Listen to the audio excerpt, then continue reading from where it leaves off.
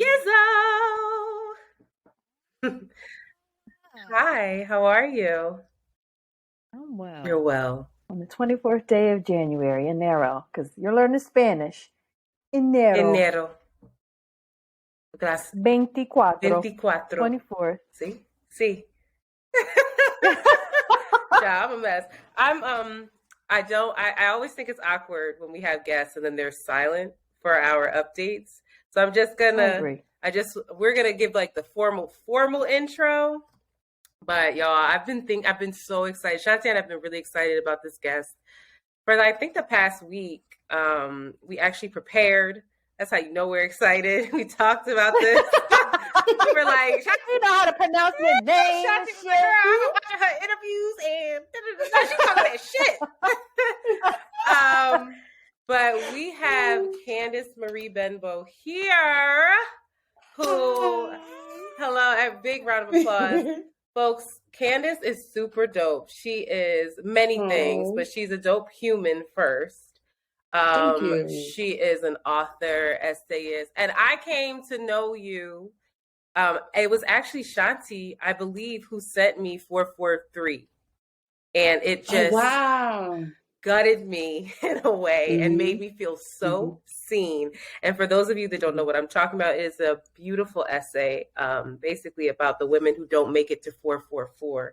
This was after Jay-Z's album came out, and I think a lot of folks can relate to it. But I came to see you speak at NYU.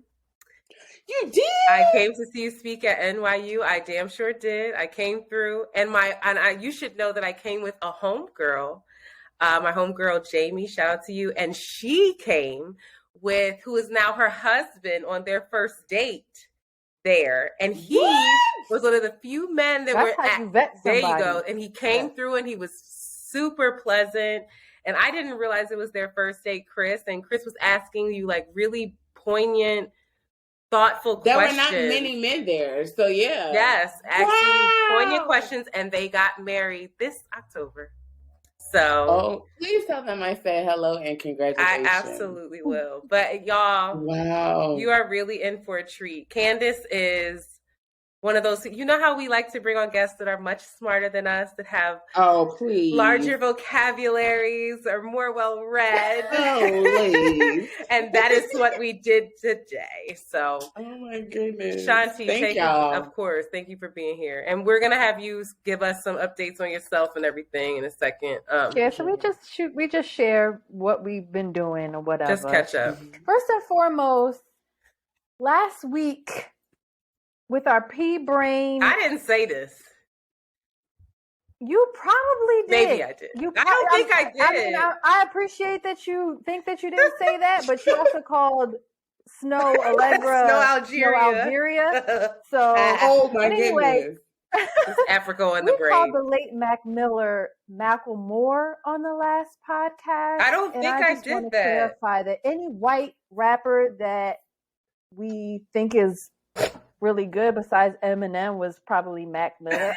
Macklemore, Who is Macklemore? Is he a rapper? Girl. He's a rapper too. Isn't he the one that got the Grammy and then he's a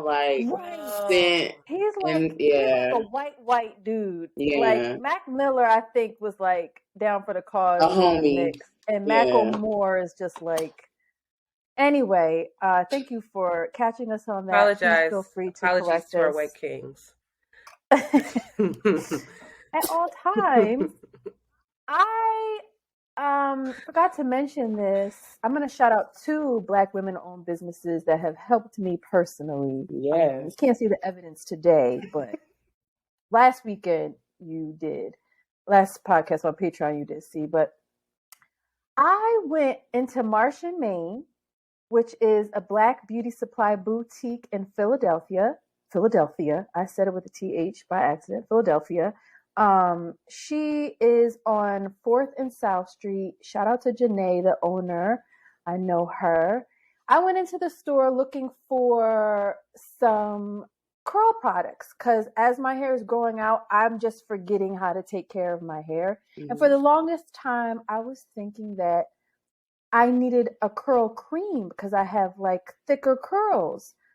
But girl, she showed me the Dew mousse, and shout out to the Dew products because you're shaking your head, I'm so but for irritated my by hair, this. mousse has never worked. Shanti That's like me Mares, telling you to use. I told you about this product. Mona put me onto this product. I've used this product in front of you and told you to get it. Yeah, but we have completely different hair products. So that's like me telling you about a hair product. You'd be like, yeah, cool. No, I that works listened for to you. You I told would me to have get kinky curly, and I got it.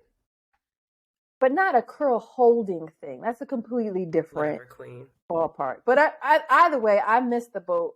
But anybody, y'all need to check out the Dew Mousse. It is amazing. Banging. It's amazing. It didn't dry it out. It felt really good. And shout out again to Marsha Mean. If you're not in Philadelphia, you can go to her shop online as well, and they also sell it in Target as well. You got to send me the link. Not where we want her to go. We want her to go to I apologize. Why did you say that? I'm sorry. I just wanted to say that it's the exact opposite incentive of what it's that widely available is all I'm saying. Or you can go directly to the site and get it. Whatever y'all float your boat. I apologize. Well, I'm gonna be in Philly this weekend, so please tell me where to go. You need to check her out then. Okay. Y'all should check out Marsha Mean. Yeah, it's really cute. She has lots of cute little things there. So are you having an event for the book? No, my little sister, my god sister, is getting married on Saturday. Oh. So I'm flying. Somebody from Philly? Good luck, sis. You're white boy. You white. Oh, okay. Where's he from? South Philly? That's a Philly raggedy too.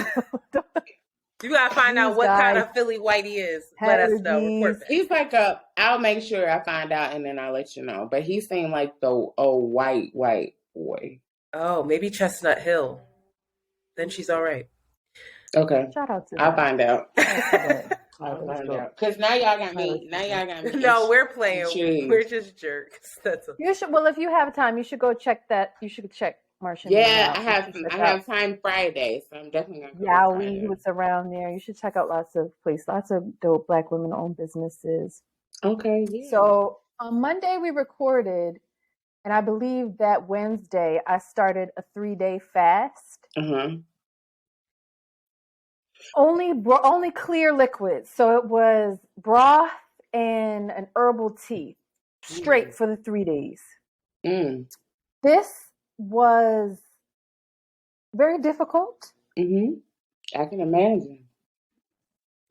And the second day, all I could think about, I was like Bubba I was like fried shrimp, boiled shrimp. I was in bed with my daughter, like, yo, JoJo, we gonna have some steak and double mashed potatoes when we done with this. She was like, yeah. My realization is that I just love food. I love eating food. I love cooking food. I love thinking about food. So I'm not enlightened. Listen, it's just not for me. It's just not for me. But I will say that after taking the fast, I can't even digest or consume as much. Your belly just gets really small. So it automatically puts a pause on how much I was eating. Even up till now, I'm like, I can't eat all that food. So it was really good. It was a good experience. Day 2 was impossible. Day 3, I was feeling really, really great. So I don't know what type of shit people are on when they get to day 7. Some people do it for months. Some people are breatharians. They just fucking. Did you call them breatharians? They're breatharians. Is that a real thing or are you being funny? Yeah, girl. The fucking go to India someplace. They just eating nothing. You always doing all types us of to stuff. India, child. Real self. Realized folks, but I'm not there. And that was my biggest takeaway is I really love food. I enjoy it. And I need to stop having this preoccupation and thinking everything I put in my mouth is like a terrible thing. Cause I love it. It's pleasure for me. But I want to shout out the woman that set it all up. I wouldn't have been able to do this without her, but she set up quarts of the broth and then quarts of the tea blend. And then she also provided the food to break your fast. So really delicious cereals and then smoothies and pureed food. She really hooked it up. Mia, she's Meals by Tribu, and it's TRIBU, Tribu. I'm actually may not be saying that right, but Meals by Tribu. She's in Philadelphia, really dope, good, clean food, and she like meal preps for you. So if you are interested in doing kind of like an assisted fast, check her out as well. I think every woman should do a fast. Right? Like a 1-day fast, like a 24-hour fast. I wanna incorporate that in like daily life. Like 24 hours, boom, nothing. Yeah, I think every woman should. Have you ever fasted, Did Anthony? you hear how quiet I am? I did. You did not see her face. She was like, I did the blueprint cleanse a long time ago. It's like white people fast. It's like it's expensive. You buy all these bottles and you have the juices, and it's unnecessary when you could really just do a cleanse of like, I'm just gonna drink water. We have a friend who did a water fast for 7 days to reset her cells in order to like, you know, some people believe that it resets your cells to fight off all like cancerous cells in your body. Yeah. So she did it, was successful. She said felt like she was going to pass out the 3rd day, and then she felt great. But then she was like really weak for like a week after. I just am so busy that I can't see myself being able to sustain that. But I could do a cleanse. I think that I would go slow with like, what I really want to do is eliminate sugar. That's my thing. I want to do that. Same. Sugar isn't so much though, so it's so hard. But the other day, what I have been doing is having my plate, putting my food on the side plates instead of a big dinner plate, putting my food on side plates, and then at least, not half, but at least 3/4 of the plate is green. And then the rest of the plate is either protein or whatever. So I've been doing that. And this might be TMI, but I am on my menstrual cycle, and it's like nothing. It's like, are you there? And I ain't having sex. So obviously something is happening. Like, I'm not worried but it's just so light. I don't feel really tired. And I was under the weather this past week, and I felt that I was able to recover a little quicker, that I'm not as tired. I was able to work out during that time. So I can definitely feel a difference. I just want a nutritionist, in all honesty. Like, the cleanses and things, I feel like they'll come. But for me, I just want to learn how to eat best for me, because I haven't figured that out. I know that the sugar and snacking is an issue. Like, I don't buy chips and things like that anymore, but sugar. And I don't drink my calories. I don't drink a whole lot of cocktails and stuff. It just be that sweet tooth I have, that pink berry calling me in the middle of the day. I found out right at the end of the year that I have celiac disease. And so I'm getting I need a nutritionist to switch over gluten-free. And one of the things that's just so wild is how much gluten is in everything. Literally everything. Okay, so time out before we say this. I didn't know I was going to be on Patreon, so everybody needs to know that I was at the gym, and that is why I look a mess, and not because I just don't care about myself anymore. I just want to say you don't look a mess. You took that hair down, girl. I did. Right. I was like, I said, wait a minute. When she said Patreon, I said, I'm sorry. I got I want to do at least a sugar cleanse, a sugar fast. And I feel like the only way that I can do that is a nutritionist giving me a meal something, like a meal plan, or like because sugar's in everything.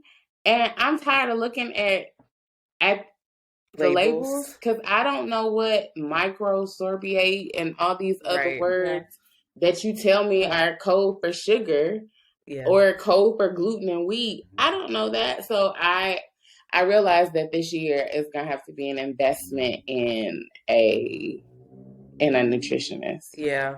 How have you been feeling because I assume that you've altered some things? I have. So, how have I felt? I can tell a difference. I actually can tell a bit of a difference in my shape. I feel less bloated in my midsection. TMI, I'm about to start my cycle, and I'm wondering how that's gonna affect. I can always tell when I accidentally have gotten some gluten in my system. It blows up, right? Like you're pregnant. Mm-hmm. Yeah, and I don't feel well. And so last year I kind of made this commitment to myself that I really wanted to think through what it meant to have a different relationship with food. Because my relationship with food has not always been a healthy one. Like I'm a recovering emotional eater that if something happens, I'm going to go get some potato chips. And I wanted to really think through how can food be a life source for me and not like refuge in somewhere that I run to. And I was talking with my therapist, and we just was like, yeah, it's gonna be important for you to have a therapist. I mean, for you to have a nutritionist to really think through what food needs to look like for you going forward. Heard that. No, girl, I identify with what you're saying. Yeah, I have to think on it because it's not cheap, and I'm like, it's important. It's not. It's connected to so much, though. It is. Yeah. It is. Just like you said, your emotions, and again, we keep talking about getting older. It's like you can't go retroactively to like fix years and years of stuff. It's like, oh no, this shit. It's like global warming. Like, no, this shit's been accumulating now. We ain't just gonna stop now. It's gonna catch up a little bit. Right. Like, so it's important. And I turned 40 in December. I had the conversation with. Are you a Sag on top of this? I'm a Sag. Oh God, girl, you better. So I turned 40. I had the conversation with my my OBGYN about wanting a baby.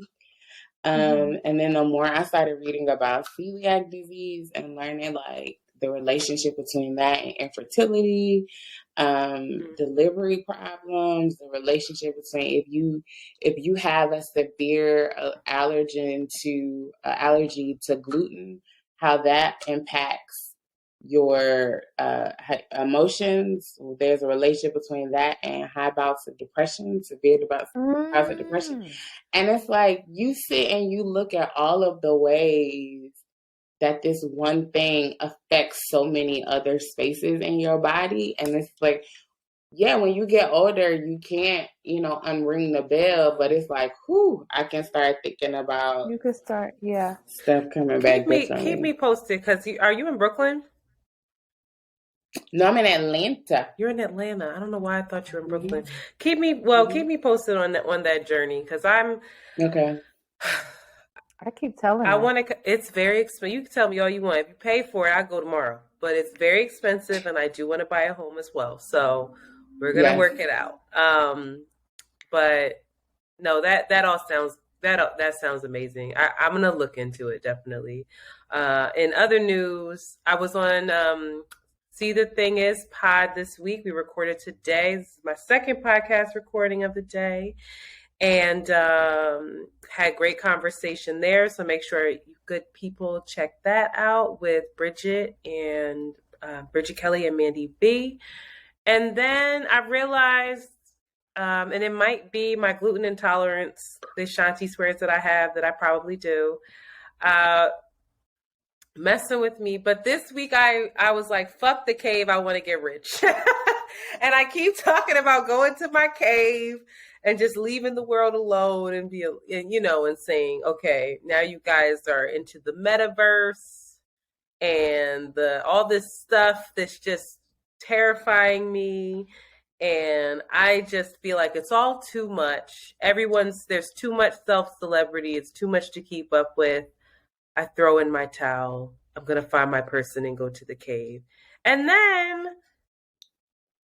I was on social media and I haven't been on there for a while, and I saw this travel blog and was like, nah, I want to get rich. I want to go travel the world and enjoy my life. Mm-hmm. And finding the balance of those things are so difficult. And this is like, we talk about duality on this podcast all the time, but this is where that Libra in me is like, wait, over here, which one? And I haven't found the balance of like wanting nice things and luxury, but also wanting minimalism and privacy and simplicity. And it just feels, I just don't know where that balance is yet. And it's so frustrating for me because then you have, in order to get this luxury, you have to work, right? And then, but everybody's telling me that I should rest. And I was all over the place. And again, I was premenstrual. So maybe, maybe I've arrived. We can do the most. Right. Maybe whatever. But I don't know. This week I want to be rich. This week I'm very Jasmine Sullivan, the other side. That's how I'm feeling. Like I deserve nice things. So absolutely. Yeah. I went out to eat today and knew that I shouldn't have and said, I don't care. And now I'm riddled with guilt, but here we are. It is what it is, child. But the other, I can save the other things because I want to get into it with our guest. Candace, do you have any updates, anything you want to shout out? Bring attention to. Girl, why are men? I think that's the question of the just why are they? My life. Why are men? Like,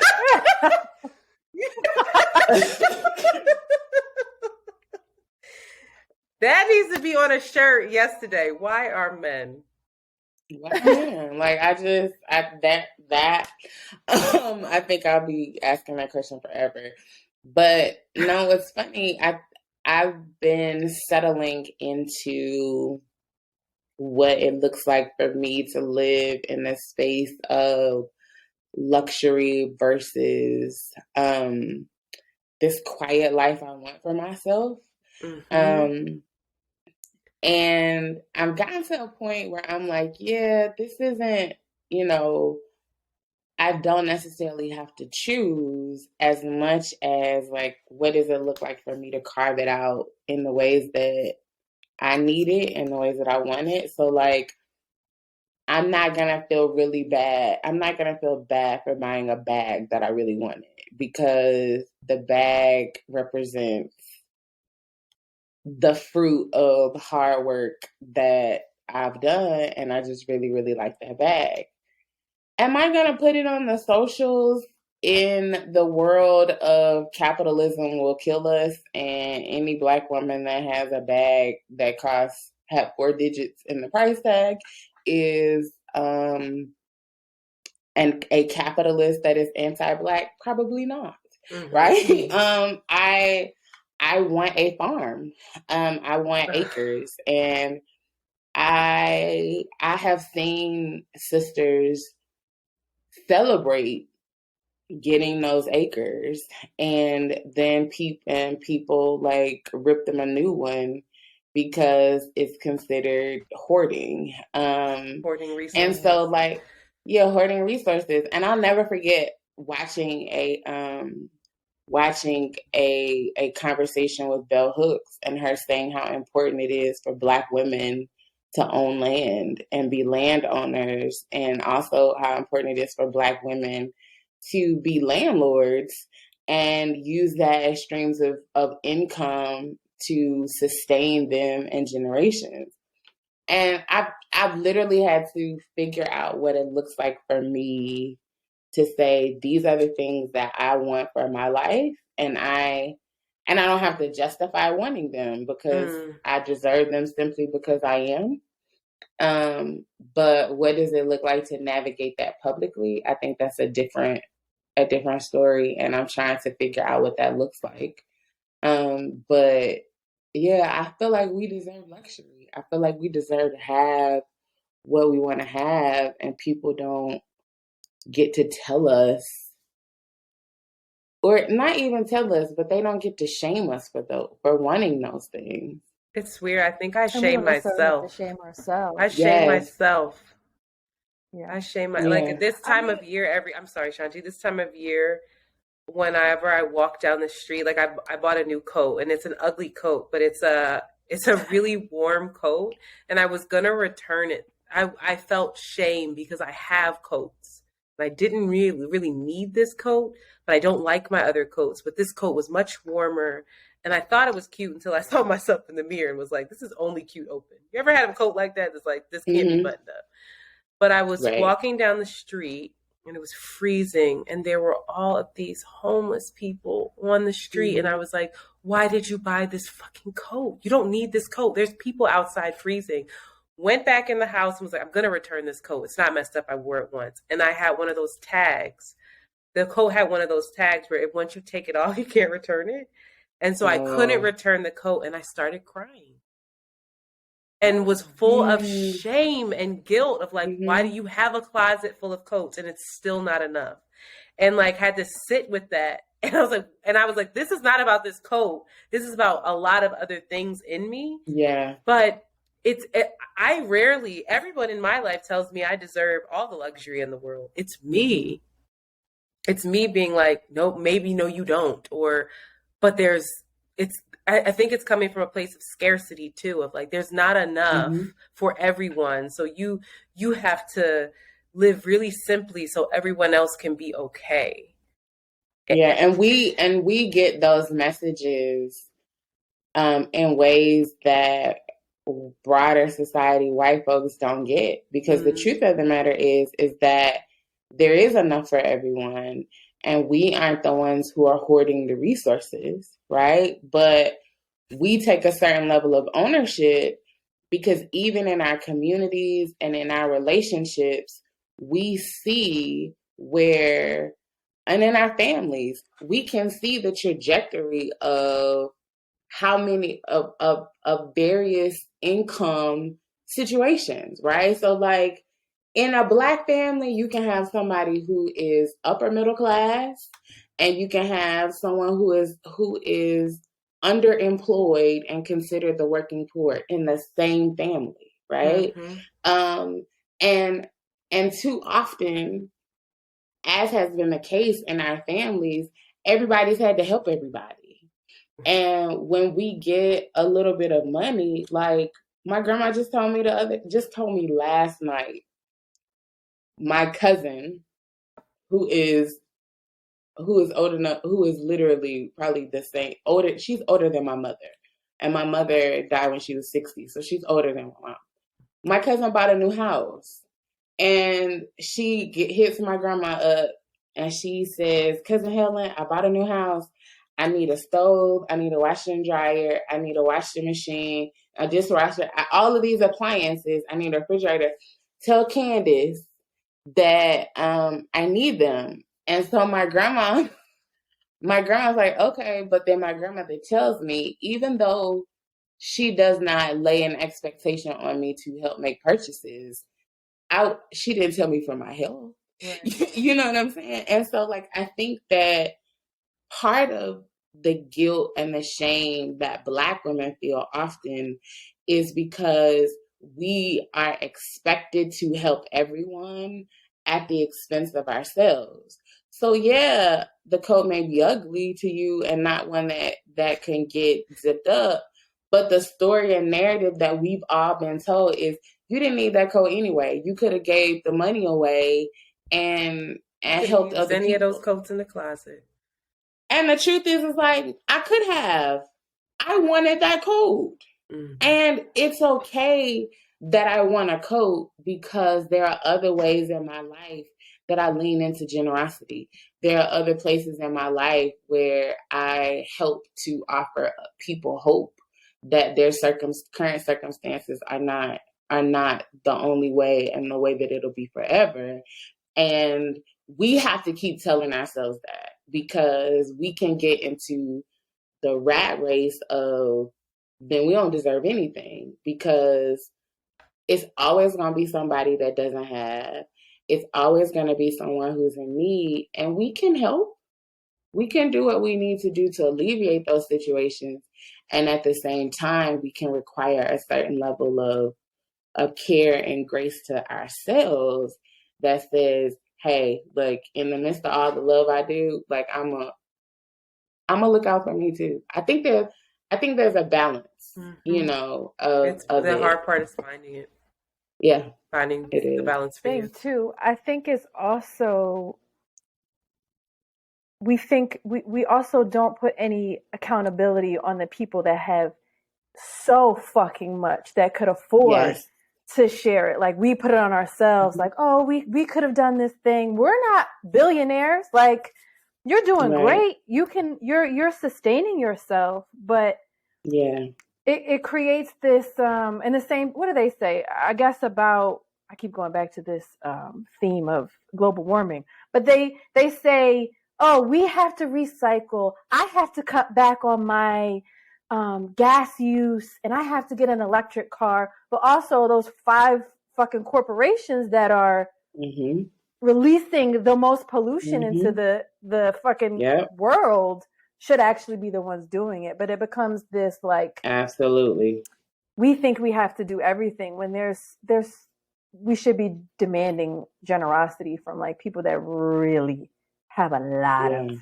Well, speaking of people that have a lot, for our hot shit, Succession. I don't know if people are watching Succession. Are you watching Succession? I have never watched Succession, and everybody talks about it. I think that's something I'm gonna start it. I literally started watching Succession at the top of the year. I'm already caught up. I'm already listening to podcasts and interviews of these actors, doing research and fully geeking out. And I want all the Around the Way Curls listeners to watch Succession. It's a lot of white richness. I gotta watch this. You have to prepare yourself. But the acting is superb. The underlying humanity in these characters of just wanting to be seen, loved, respected, and they go about it in the worst ways, the worst ways possible. But there is a human quality to everyone. And it's actually also very funny. You can watch it and it's riveting. But I thank Shanti for telling me to watch this. And Macaulay Culkin's brother is in it, who is brilliant. Really? He's brilliant. He's sick, but he is a brilliant actor. I'm like, wow, where did you come from, dude? But it is absolutely I'm gonna have to excellent. Shanti, did you have anything to add to the Succession? It's good. It's good. It's about really rich people, but the wealth kind of just acts like the prop in the thing. Like it's a prop. It's all about them. It's their drama. Yeah, how they and the wealth is just kind of like in the background. It's this extreme luxury, but it's amazing. It's a masterpiece, and the music bops. Do you like the music, Antoinette? Yeah, the music is very good. It's amazing. Next up is Ozark came back on. I have not watched it because I can't remember anything about Ozark, but I'm rewatching the second season of Ozark, or I just finished the second season again, and I'll go into the third, and I'm remembering it.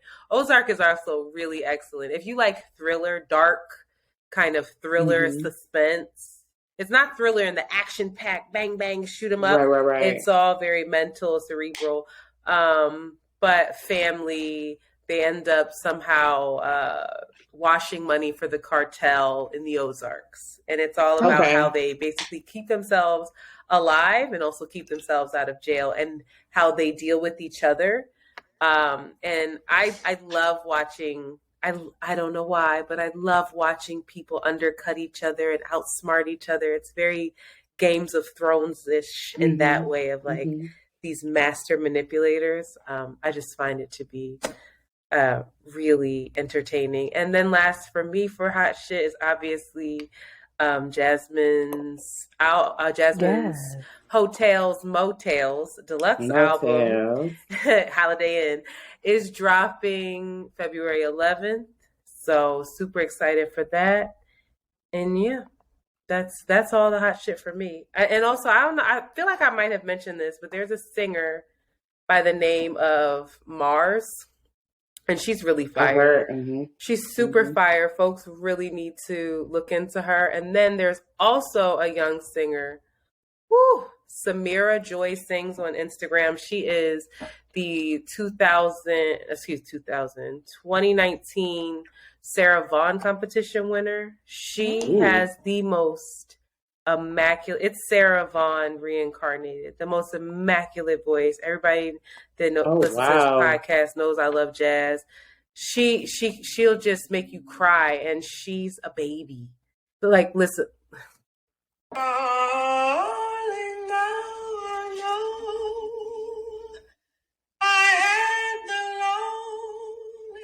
Yesterday.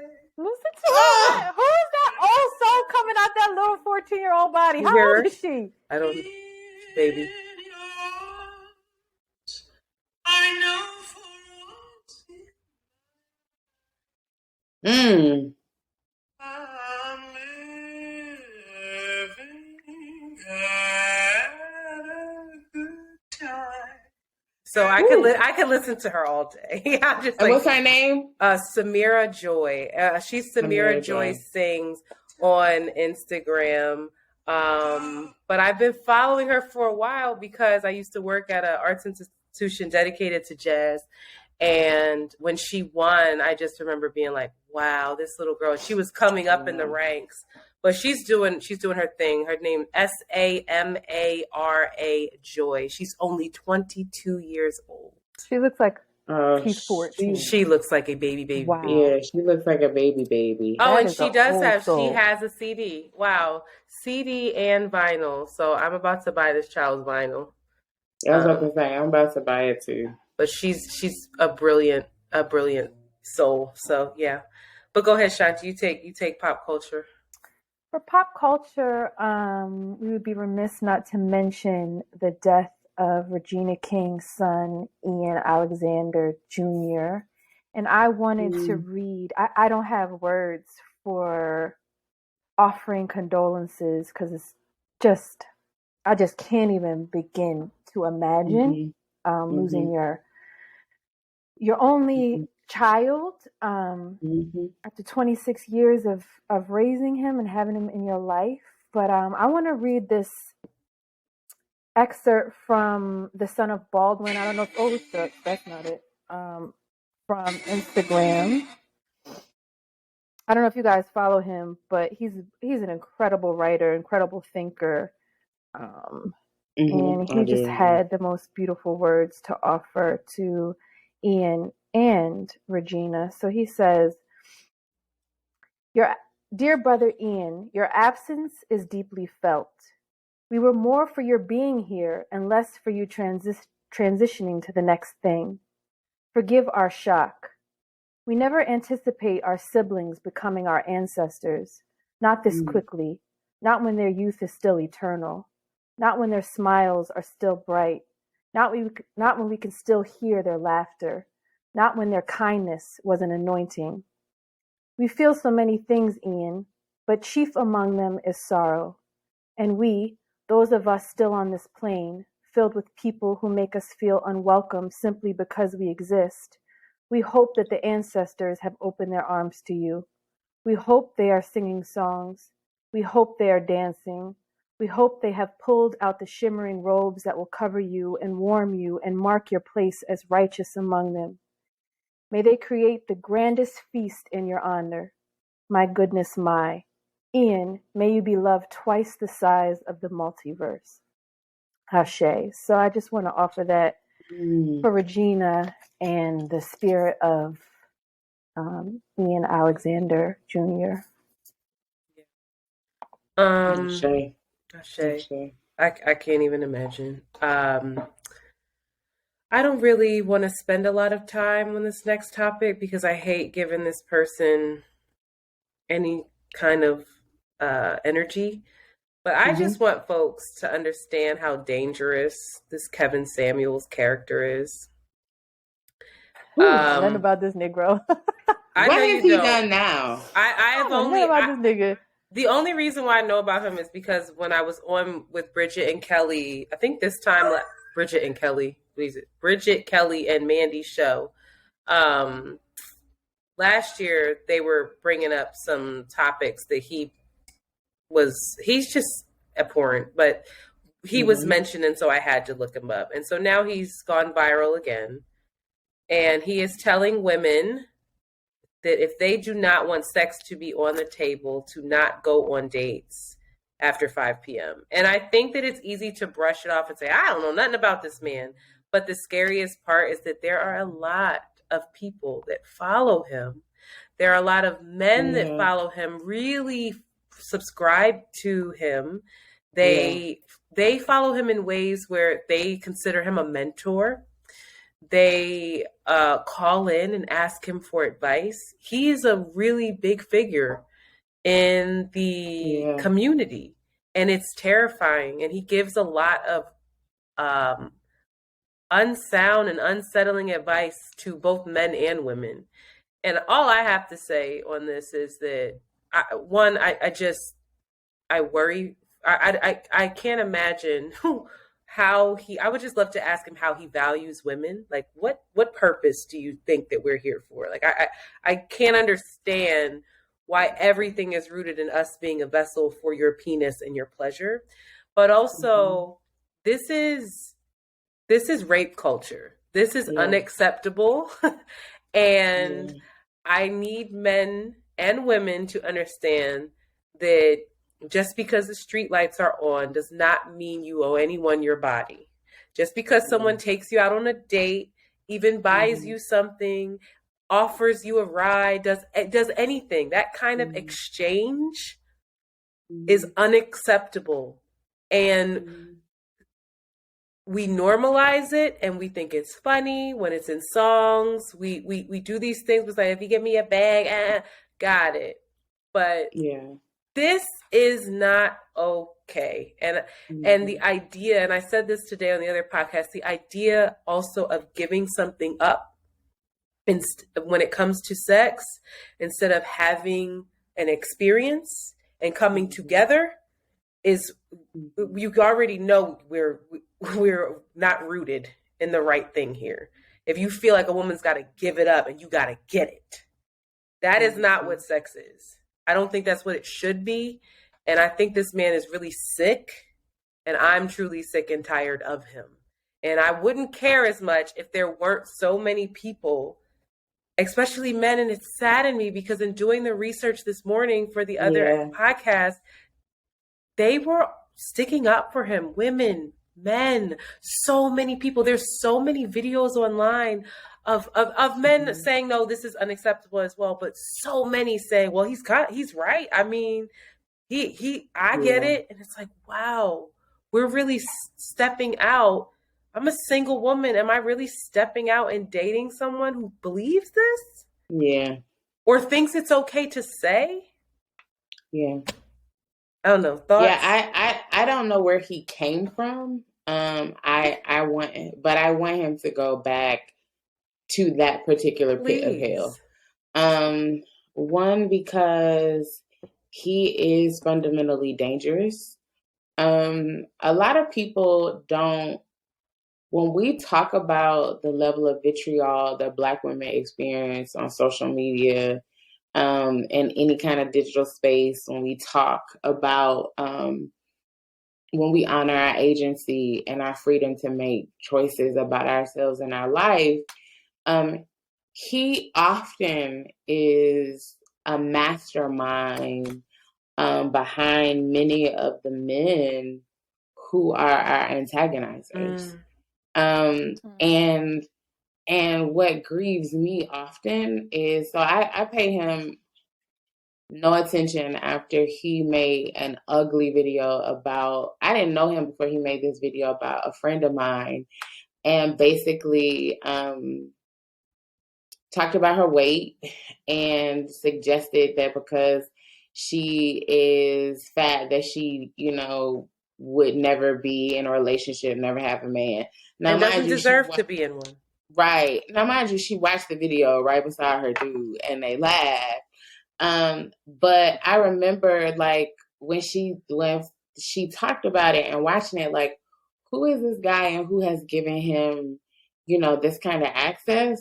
But what grieves me the most are the women who call in and ask him what's wrong with them, and why they want they so much can't validation from him. And I will never forget watching a sister call in, beautiful sister, where she is a mother of 2, and him telling her that she's used goods, and because she come in with 2 kids, and that she needs, though she's beautiful, and he says she's beautiful, you need to temper your expectations because you got 2 kids and you already been run through. And this woman like says it to her face, Shanti. Was like, okay, like, yeah, he said, like, the way we talking, that's how he's this how he talking. And she's like, so what kind of guys do you think I should be considering dating? And I'm watching this like, and why she's in internalizing the world it completely. Would you listen to anything is he in a relationship? Is he married? He's divorced. I think he's twice divorced. Twice divorced. And I think there's also a daughter in there that he does not see or take care of. Man. He's an absent father. It's a lot with him. And I don't know. This is what happens when people get YouTube. Yeah. And a gamer's chair. They don't know how to act. and a fucking mic. No, that's it. Shanti, I'm happy that you don't know who he is, because it's really. I mean, I've seen clips, but I don't pay no mind. It's deeply disturbing. It's glimpses. It's terrifying, and it's like it's cultish at this point. It's giving me cult. Like I'm gonna go back to Explained. If anybody's watched the Explained cult episode, this is what it's giving. He just has these followers that they follow him and they listen and they're like, his word is the word. And it's terrifying. But I don't know what happened to him in his life, but I hope that he's okay. And honestly, sometimes I just think to myself, you one of these people that, like, you're not going to make it. Some people had to get shot. We can't all go. We can't all get free. I'm dead ass. Like, some people got to get shot. And I'm not saying to inflict violence on this man. I'm just saying not everybody's going to make it to the other side. Right. And sadly, you might have to get left behind, sir. Yeah. But, yuck. Anyway, Shanti, you got one on here.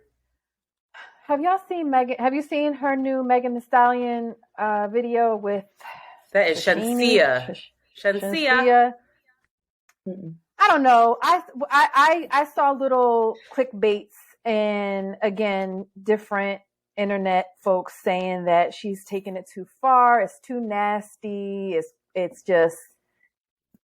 Why does she keep doing the same trope of, like, shaking her ass? I watched the video and it wasn't that bad. There was just like scenes of them with their legs spread open, and instead of the actual vagina, it was just a mouth talking. So it was like a vagina talking.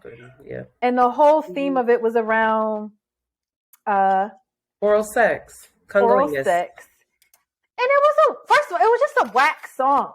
It was a whack song, and I wonder if we are getting tired of, we're just getting tired of sex being the thing that pushes and creates shock value in conversation, or sexy videos for these mediocre ass songs. Like, where is the actual fucking bars at? Like, this, it's just not. I'm tired of that. It wasn't. It wasn't a good video. It wasn't necessarily that specific imagery that I was like, oh my, clutching my pearls. I was just like bored. And I think a lot of people are just like, at this point, just like, all right, girl, Megan, now you can fucking rap. Now let's do something interesting. And Shansia can rap. I don't know if you know who Shansia is, but Shansia can really rap. She can really sing as well. Like, she can sing. I didn't get any of that from that movie. No, that's you wouldn't. I didn't you would get have no idea. I think it dumbs down both their talents, but just the song. I think it's so tricky because I believe that women should be able to do whatever the fuck it is they want. when it comes, but that doesn't mean that there's not consequences to that, right? It just means you are allowed to be who you are and do what you want. I think from Megan specifically, I'm just so ready to see her grow and to see her explore a different avenue, a different something where it's like, I said this today, like we had Kim, right? Kim is like, Kim gave that to us, but she also gave us like the bar. She also gave us like her shit with Mary. She gave us, there was a lot of different kinds of Kim and different ways that she explored her sexuality and things like that. And I also just think we're getting older where we're like, okay, we saw that and we saw it and got it. Like Kim didn't get old to us, but I'm sure our parents were like, that's terrible. But back in the day, I know my mom was fucking with Madonna and Cher and was like, wow. Like I think that we're just getting older. We're like, we got it. Like we know. But, these are 20-something-year-old women. That's a very good point. That are, it's their time. And they didn't grow up in the Lil' Kim and the Madonna and the this and the Janet. Like, I never get sick of seeing Janet strap somebody down and ride them ever. And I probably never will. Because it just, it has a different meaning to me. I associate that with a different point in my life where I may have needed to see that. Like, wow, she's powerful. Wow, she's not ashamed of this energy that she has. The one thing I will say is that the video it's not pornish, right? It's not giving me porn, but I see that it's for the male gaze. The video. Like a lot of the stuff that I'm seeing still feels like this doesn't feel like it's really for you. It still feels like it's for from their own sense of curiosity and expression. Yeah, it still feels like this is to sell a certain thing. We're like, I don't know why, but like Rihanna, Kim, Janet, like oftentimes it feels like, no, this shit is coming from your actual vagina. Like I feel the energy. Janet, I believe. Right. Yeah. I believe that's what it didn't feel authentic. Yeah. It definitely felt like you doing the same. Exactly. Performative. It felt like porn. Like I don't feel like the women are enjoying porn. Like it don't feel like you're really feel like they were enjoying it. Or you're not embodying this expression. You're just like, pretending that you're going to kiss a girl on top of a girl and grinding on a girl and busting your legs open. Like I feel something from Megan these days. I don't know what it is, and I hope she's okay. Hope Megan's all right. Yeah. But I haven't seen the video. I saw a clip of it and I said, oh, it's WAP too. Like I didn't, it wasn't something that I felt like I needed to rush out to see. I deeply, like I'm always rooting for Megan. I think, I wonder if she has really had the time away that she needs to have processed all that has happened to her, truly grieve it all and rest and regroup. I wonder if she's really genuinely had that time, been afforded that kind of time. And I think, I wonder what, if it is that we have become I was gonna say older, but the truth is like Pusha T's been rapping about crack and cocaine forever, and men get to rap about they have an exact formula to their albums and to what they rap about, and I don't feel like that same space is often afforded to female MCs.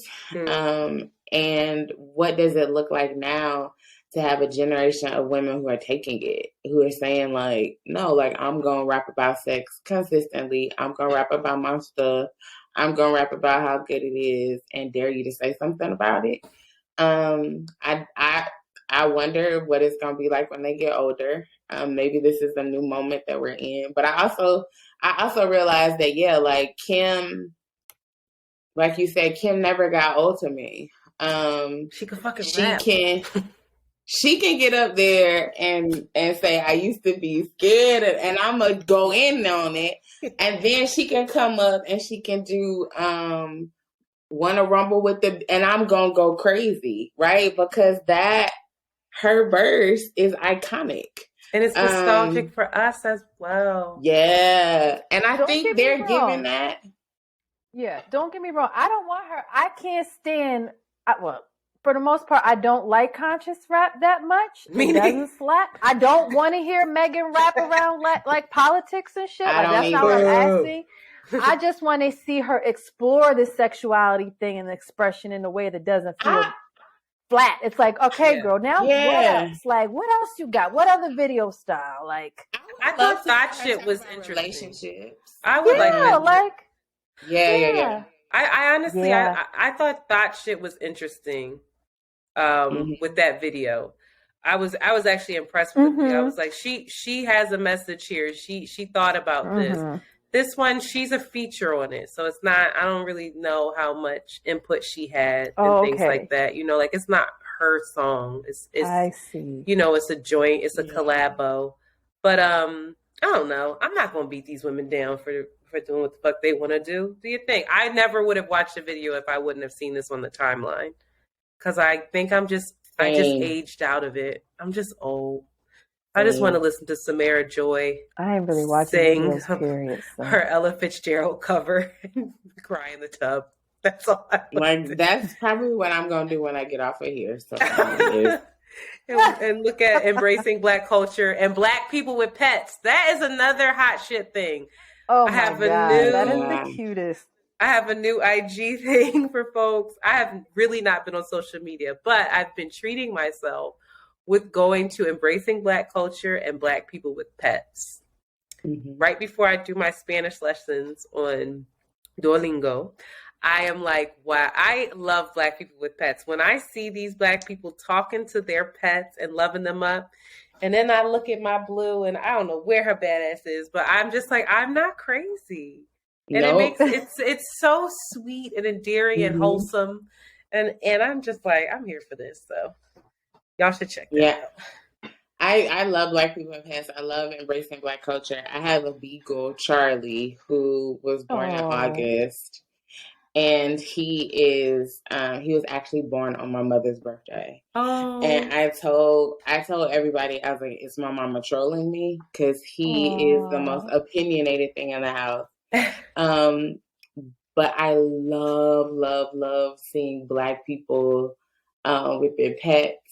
I love the ways. I'm gonna tell you what I've found too over the last week, and I've been watching her reels because I love her.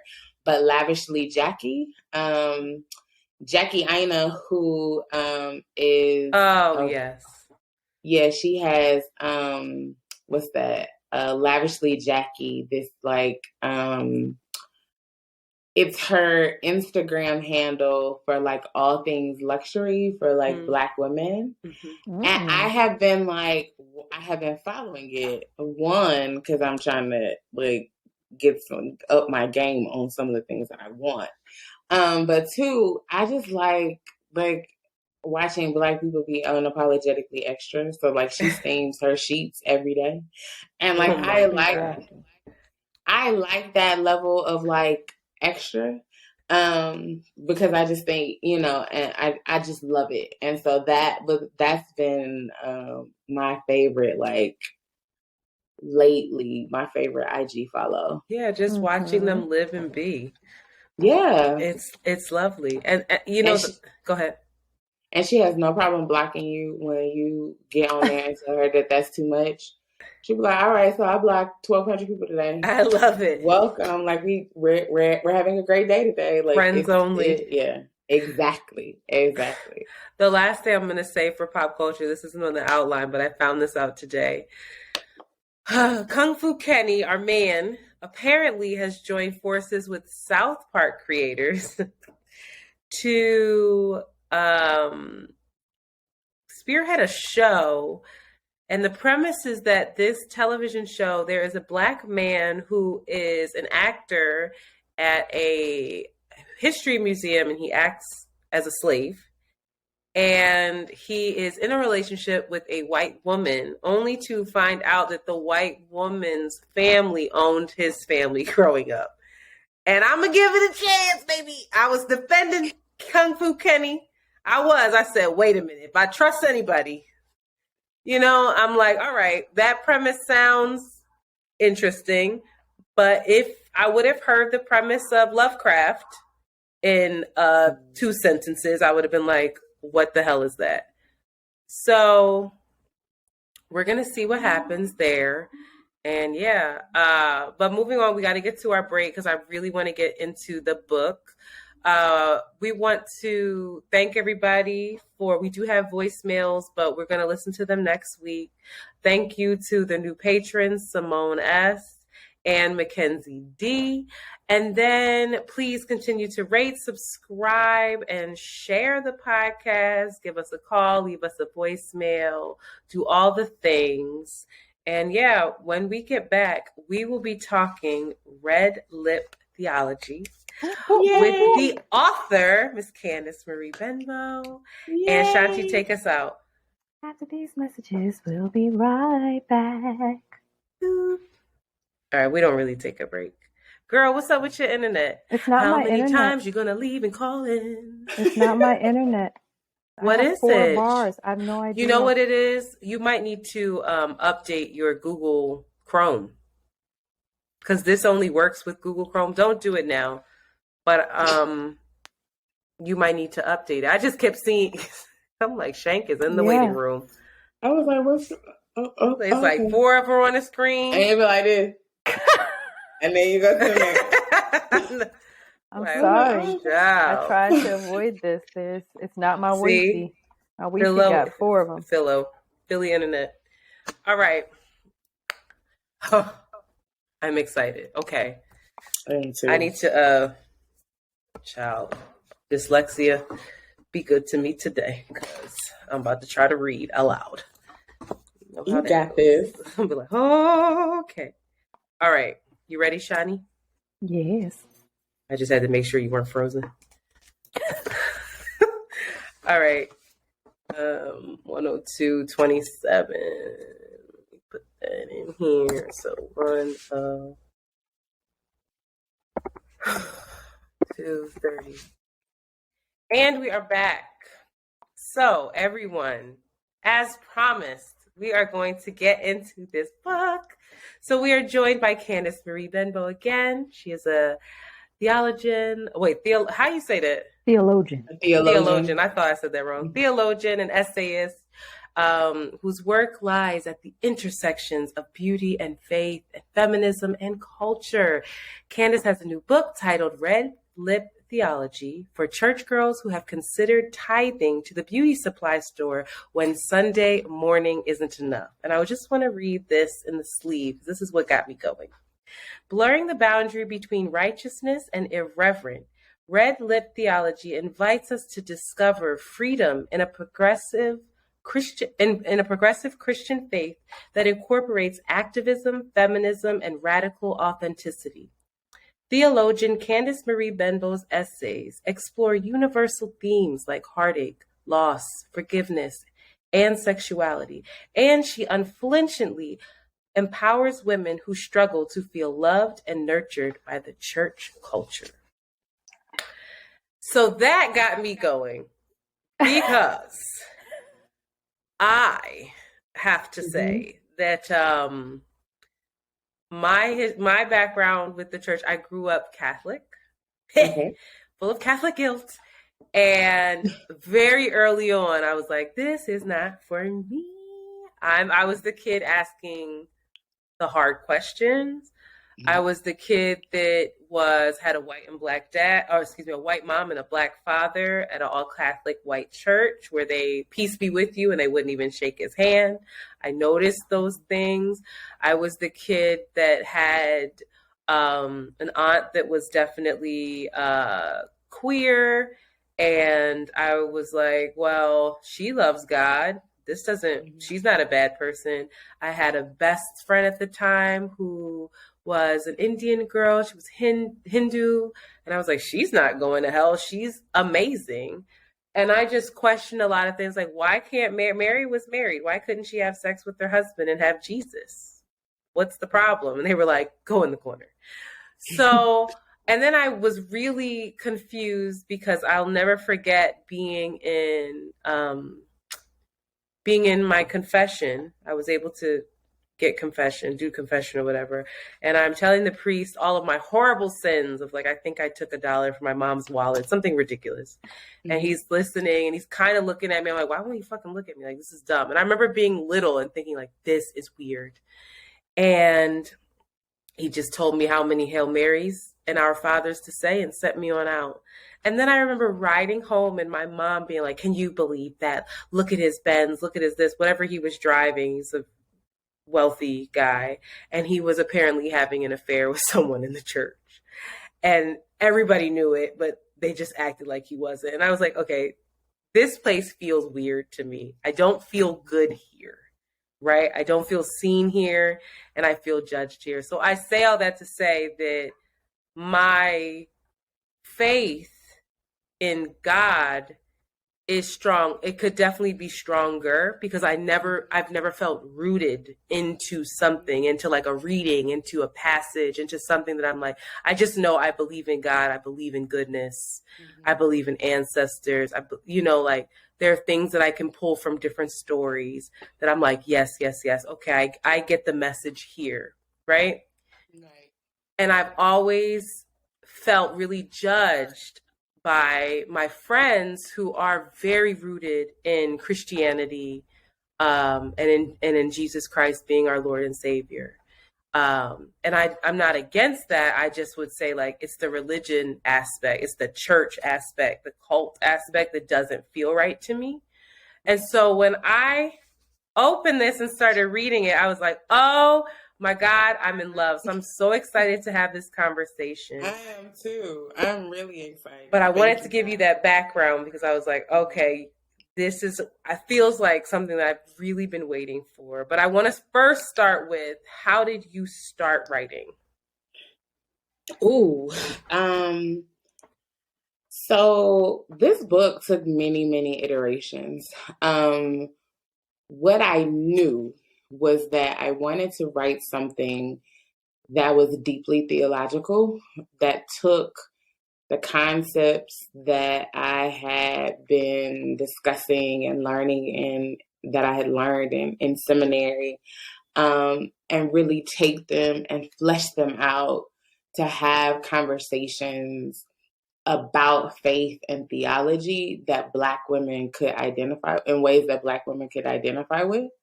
So it took a lot of different iterations to get there. At one point, I played with the Nicene Creed that most people, that is said in most Christian spaces. I believe in God, the Father, Almighty, Creator of heaven and earth, blah, blah, blah, blah, blah, descended out of that. And I was going to take each section and blow it out theologically. And I was just like, okay, most sisters don't know the Nicene Creed. I have remembered it in school. But we know makeup. And when I had a conversation with my editor, she was like, what saved you? Like, let's talk about how you got to Red Lip Theology. And, I shared with her my best friend coming and telling me, you don't look good. You don't look like yourself. Try, put yourself back together. And she was like, let's write from there. I told her, I was like, I have my skincare and my makeup routine are rituals for me. And she was like, all right, write it out. Write out what they mean. And then that's really how we started writing. That's really how it started writing. I started writing, my birthday was December the 11th. So I met with my proposal went on the market November of 2019. I met with publishers in December. I met with the publisher that I really, really wanted the day after my birthday. And then a week later, they offered me the deal. So I really started writing throughout the pandemic. I wrote, I started unofficially writing January of 2020. Yeah, and then this was a fast turnaround then. Very. Yeah, and it took me. Yeah, I turned in my draft January of 2021. And then for about 4 or 5 months, we went back and we did edits. And it was officially done like summer. Yes, because each essay chapter is married to one of your, I love that, one of your skincare steps. It's like primer. Then you have the foundation, and then you have the brows and the eyeshadow. And you talked about, and you make it make sense where you're like, God made me black. That's the brows, eyeshadow, liner, and lashes. And you say, if eyes were the windows of our souls, then our eye makeup is some of the really dope blinds and curtains. Like, you tie it in a way where, like, it's just so beautifully woven together. And I'm a makeup freak, so I just loved reading it in that way too. It just felt more accessible for some reason. But when we get to knowing you grew up in North Carolina, right? In Winston-Salem, North Carolina. Yes, and a good church girl, right? So can you explain to me what that means? What does it mean when you say you grew up a good church girl? What does that look like? So I was in church 3 days a week. Went to Sunday school, went to Saturday service, did Bible study on Wednesday, was there on Saturday for whatever rehearsal my mama or I had, or whatever meeting her or my grandmother had. I was in every youth organization that you could think of. I was somebody who I did not have sex until I got to college. One, because my mama told me that kissing led to babies, and I did not want a baby.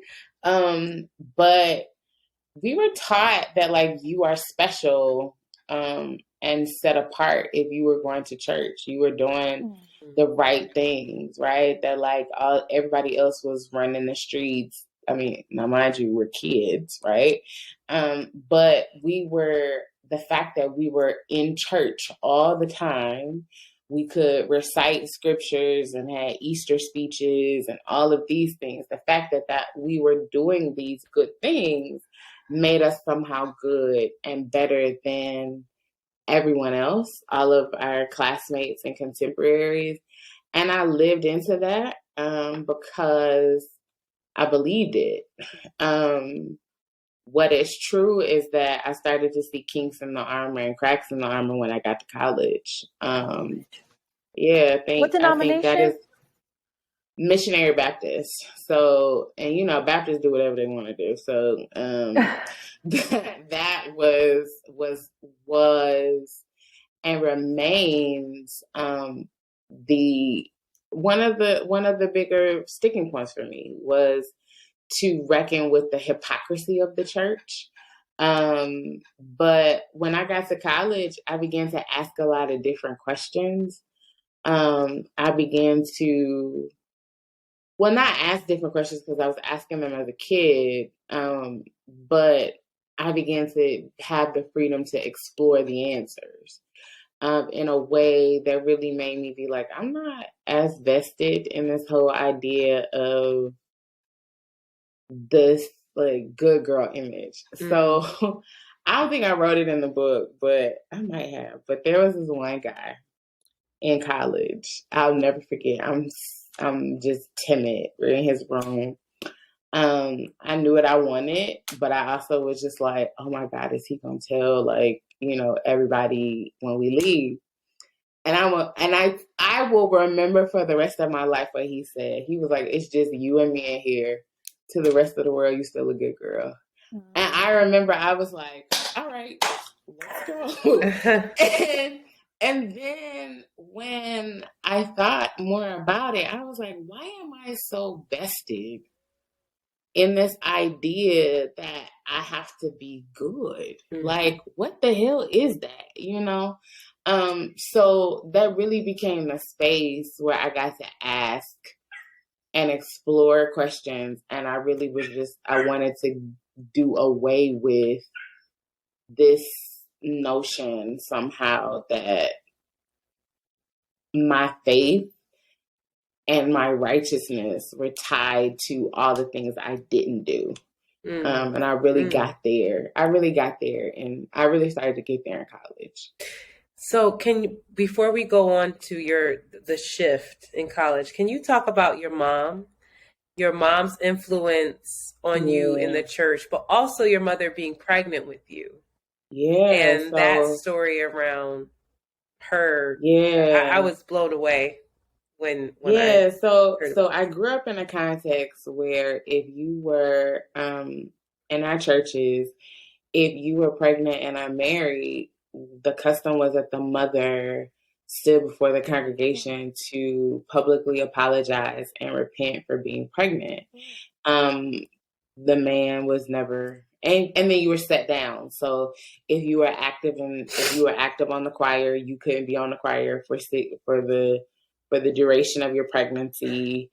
You may or may not be able to get back on there depending on how much time elapses from the time you want to sing to the time you had the baby. The father could be in the congregation. He's never going to be asked to stand up and apologize because he is not a daily reminder of that quote unquote sin. And there was an expectation that my mom would publicly repent and apologize. And it just was not something that she wanted to do because she said that she could not say that I was a mistake. And that if she said it, then she was raising me to believe that I was. And so my mom, went through this period of feeling really isolated, one from the church and then two from her family, because there's also this expectation. She was the first one to graduate college. Siblings. She was in church. So there's also this great white hope narrative that gets attached to her. And she had others, her other two sisters had children and they weren't married. And there was kind of like expectation that she would not do the same. And she did. And it was she talked to me about how rocky that felt. She talked to me about how isolating it was.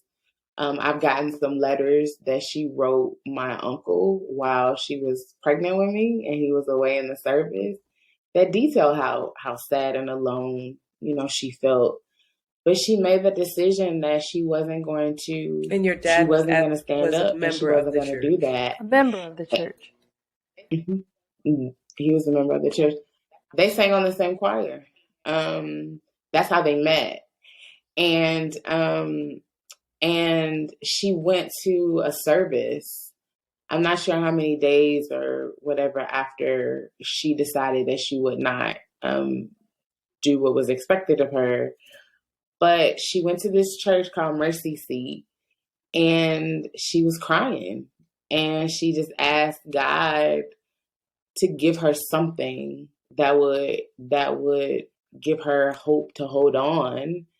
And she said that was the first time she ever felt me kick inside of her.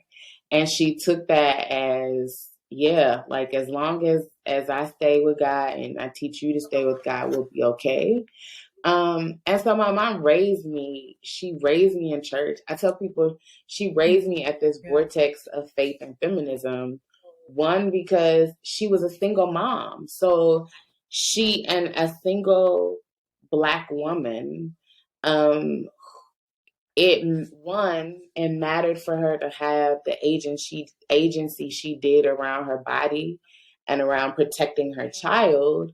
And she taught me, that I deserve that same dignity and respect as a girl and as a young woman and now as an adult woman. So she raised me with that. But she also raised me in church. And there were certain things and certain behaviors that she did not want me to engage in. There were certain things that she did not believe that a modest or chaste girl. Absolutely. And as I got older, I remember when I told my mom I had sex and I was in college. And she said, I thought you were going to wait until you got married. I said, we never had no conversation about me waiting until I got it was that kind of how could you? How dare you? My mom, and I talk about this in the book, my mom also found ways to give me room to be myself, and to come into my own. And I think it was because she could trust that I wasn't completely abandoning faith. I had questions. And she had to trust that she had done the work that would lead me to stand on my own 2 feet. And I'll say this in end, I didn't set out to write about my mom. But what was so interesting was that I couldn't not write about her. And I remember going back to my editor and my agent nervous because I was like, I'm writing this, but I'm also writing about my mom. And then it was my editor who told me, she said, it makes sense because your mom is the one who brought you to faith. And I was like, yeah, so I had to lean into that Red Lip Theology just wasn't my story, but it was a story that I share with her, and she's so integral to it. And yeah, I'm just really proud of, I read it back and was listening to it the other day. And I was like, I really hope that people take away from it how much we both loved each other, and how much that relationship can be a difficult one to navigate. Black mothers and daughters. Shanti, I'm gonna let you jump in a sec. I just have one more. In your book, you write that there were events that would forever revolutionize how you understood religion's role in the oppression of Black women and religious institutions' complicity in it. Complicity. Mm-hmm. Those two for me were the death of Whitney Houston and the death of Rekia Boyd. Whitney Houston was the ultimate church girl to me. Born and raised in the church, she publicly presented everything that we are taught to be until she didn't. And so much of her struggles, I genuinely believe, are a result of trying so hard to live up to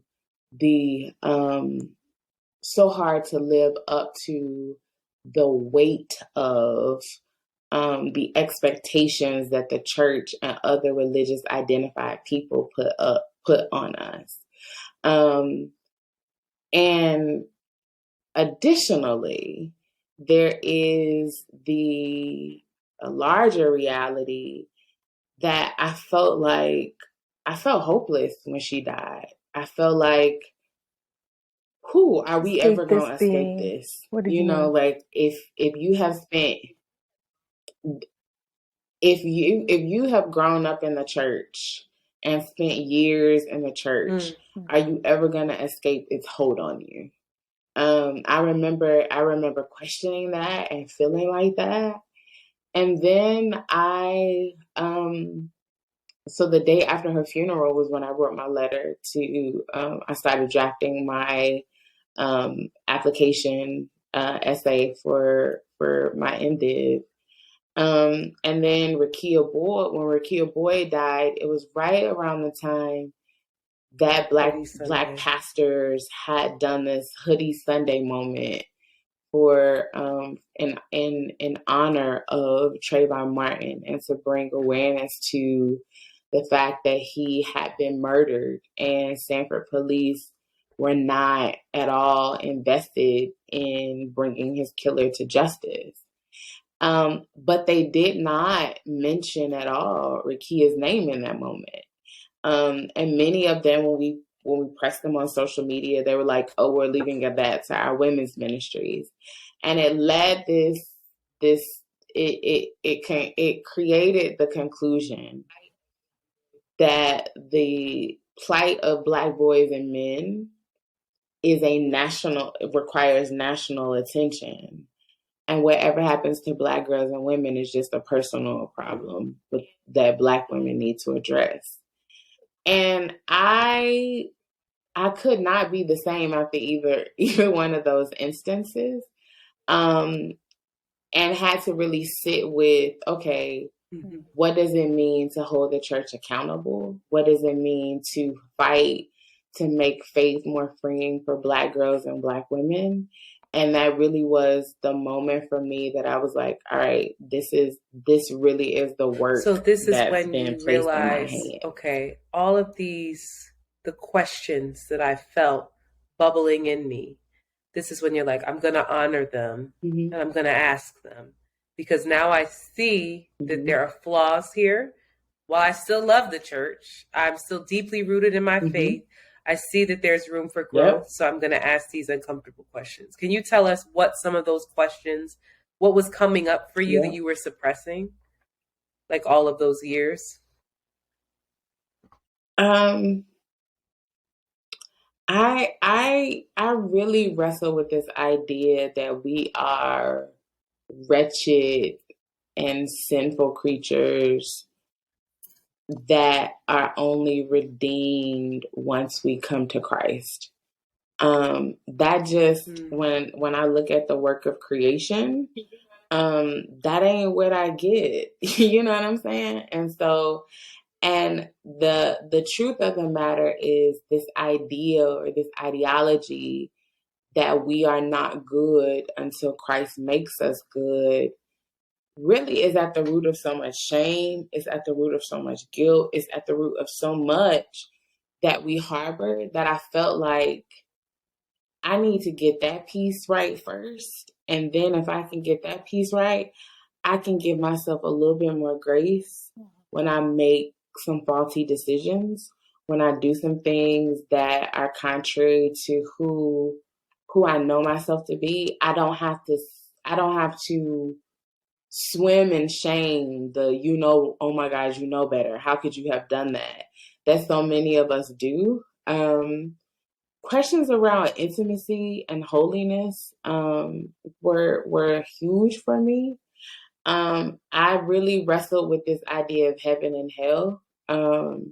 One, because I knew too many people who were fundamentally good people that either A, did not identify as Christian, or B, were not active church members, thus were not visibly holy and good in the same way that people would suggest. And I didn't see how a loving God could condemn these people to hell, like to this like fire and brimstone, eternal, like, damn, I could not see that. And so those were chief among a lot of the questions that I had. And when I went to seminary, I learned, I spent time learning about theology. I spent time sitting with various schools of thought, and just really was like, all right, like, these are not questions unfortunately, people believe this, but these are not questions these are not concepts that are universal, that were always universally accepted. Like Paul, who wrote most of the New Testament, thought that he was going to be alive when Jesus came back. Like, most of the early church literally thought Jesus was going to come back the next weekend. Like, it was not the fact that, like, we are 2,000 years since he ascended. Like, niggas was really thinking he was going to be back. That was like us in start on business 2020. Monday. Like, this shit going to be over like 2 weeks. Like, let us look at this food. We going to be good. Like, that's literally. Literally, they was like, "Oh, 2 weeks, it'll be fine." Like, and now here we are, right? And so, those kinds of conversations, the back and forth, reading, council dialogues from third and fourth century, where they like arguing down and then saying like, "Oh, you're a heretic, stone him," because they didn't win the argument. It lets you know that like these were not concepts that everyone agreed upon, and that gave me even more permission to say like, I don't have to think like what I saw in church, especially when it's not authentic to me. Like, I had to learn how to trust the sound of my own familiar. I had to learn how to trust God talking to me and me talking to God, and what an authentic relationship between the two of us looked like. And without that, like, I didn't know what else to, like, I couldn't do anything else. So those questions were really what was driving a lot of the study, and then moving me into a place of like personal theological development. Should I keep going? I think I didn't grow up Christian at all. My dad actually was like practicing Eastern religions, so it was just I just didn't grow up with it at all. But my best friend was apostolic Christian, and I definitely watched her conflict and trying to figure out, how to be a good church girl, and having this close relationship with her grandmother, and so much of their relationship and what was passed down to her from her grandmother was rooted around going to church. So I definitely remember watching her trying to be a good girl, but also like 13, 14, about to run these streets and hot in the pants and fucking the drummer boy, and like all the drama that came with that. Right. Yep. All of I guess drama. Something that I think confuses me, or always confused me, is the black and white that so many Christians kind of live in. Like, it's very polarized. It's like, if you either doing this or you're doing that. And I was watching your interview with Kevin on stage, and I could see him just not able to open up to these concepts, especially around queer folks, right? And like, it came to me, or in my mind, it's like these great lessons of humanity, these great spiritual ideas around surrender, around grace, around love, are activated when you don't understand somebody else, right? When it's hard, when you're uncomfortable with seeing somebody else's way of existence. That's where the spiritual stuff becomes really, really potent. And it always confuses me when niggas are like, no, he's going to hell. And it's like, they completely cut off this opportunity to dive in. And I just wanted to talk. I wanted you to talk a little bit more about your opening up, and kind of you becoming radicalized in so many ways, and how close spirituality is to political and radical liberation, right? Like, spiritual liberation, all of them are connected. Jesus was out here repping for the people, the wretched. So, you know what I mean? So if you could just talk about that a little bit, with focusing, centering kind of like the queer community. Yeah. So what's so dope about that conversation that I had with Kev was that he also grew up apostolic, right? And steeped in those kinds of traditions. He's much more left leaning in how he views same gender love.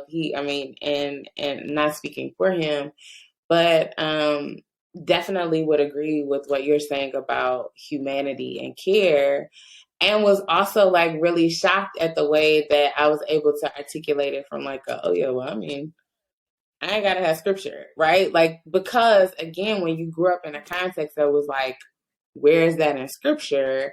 Like, to get to a point where you're like, like, God is still speaking and God speaks to me.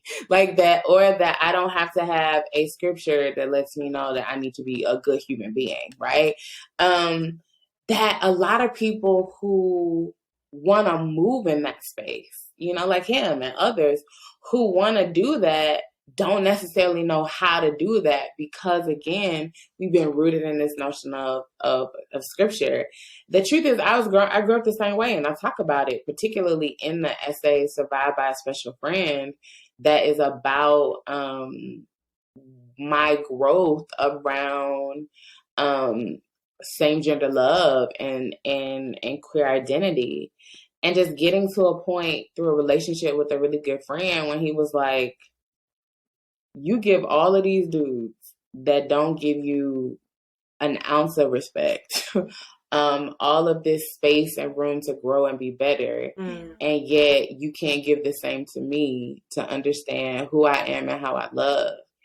And I wanted to be a better friend. Like, being a better friend made me a better Christian. You know what I'm saying? I wanted to be a better friend. And I think that when you look at who Jesus was on earth, when you look at how he lived his life, he really taught us how to live together and be in community, like caring for each other and loving each other above all was more important than anything else. And to be in a space where that's not what is happening because of who someone chooses to love, to me, I think breaks God's heart, right? Like, when you look at creation, when you look at that, the entire arc of the biblical narrative is about, I believe, how much God loves us, and what it means to foster a world of justice and equity and care. I don't think that you can really be fully committed to who God is and desiring to be that on earth and marginalizing and maligning people simply because of who they love, right? Like, especially when you recognize the profound lack of love that is in this world. And like, we live in a world that is full of hate, and somebody found somebody that they want to, or somebody's that they want to journey through this life with, and you gonna tell me that I have to condemn them when they found love and hope? Like I honestly have gotten to the point that I am committed to believing that if I'm wrong about that, then when I get to glory, God will tell me I'm wrong, but I will still be counted right, because at the end of the day, I did it because I wanted people to be free. And I made that decision because I wanted people to know love. And I believe that people should be cared for intentionally. And, I hope that more people get there, of those of us who were born and raised in the church. I hope more of us get there, because it really is, it really is unnecessary, the way that we have decided that this is a hill that we, one, need to die on, when two, we don't we don't know much about human sexuality, period. Like, it's billions of species in the world, and you're gonna tell me that there's only one way to express sexuality. Everything else is a sin. Like, tilapia didn't even exist in Genesis, and yeah, niggas keep eating it. So like, I mean, I'm just like, Ain't no good like, you know what I'm saying? So I really hope that we move beyond it in ways that we need to. I often feel like that scripture is weaponized. I often feel like there is definitely violence against LGBTQIA community and women in the church. And something that I actually posted was this like slap. This just was like, wow, you're saying the things with the vocabulary I wish I had. But you wrote so much of Western Christianity is rooted in the subjugation of women. And I have been reared in a faith tradition which largely existed to give Black men the status and power white people refused them in larger society. And baby, my mind was just like, thank you. And honestly, Candace, it is not lost on me how brave you are for writing this book. Oh, thank you. I can't imagine how ostracized. I can't imagine what kind of phone calls, letters, online hate. I can't imagine what kind of scriptures were weaponized and thrown your way. All in the name of God. And you, I'm sure your lived experience is another example of how you had the nerve, the audacity to question anything as a woman and spoke up in the name of God in saying, hey, we exist. Hey, there are people out here who are beyond godly, who don't subscribe to all of these rules. But guess what? The world is changing. The world is bigger. We have more vocabulary. We have lived experience. And here I am. And I want to welcome you into this world. And it's really it's I tagged you in that and said you're doing God's work, and I was not using I wasn't just saying how God's work, girl. No, I really mean that this is the actual work of God. There's so many women and women in my life, women in your life, Shanti, who we know, who like it's the hotels women. It's the women that love God too. And men. They need to be unlocked. And them and all of the folks. It's all the people. I'm obviously speaking from my perspective. Apologies. I'm not trying to only center women. All of the folks who feel like, do I belong with God? Can I really walk with God?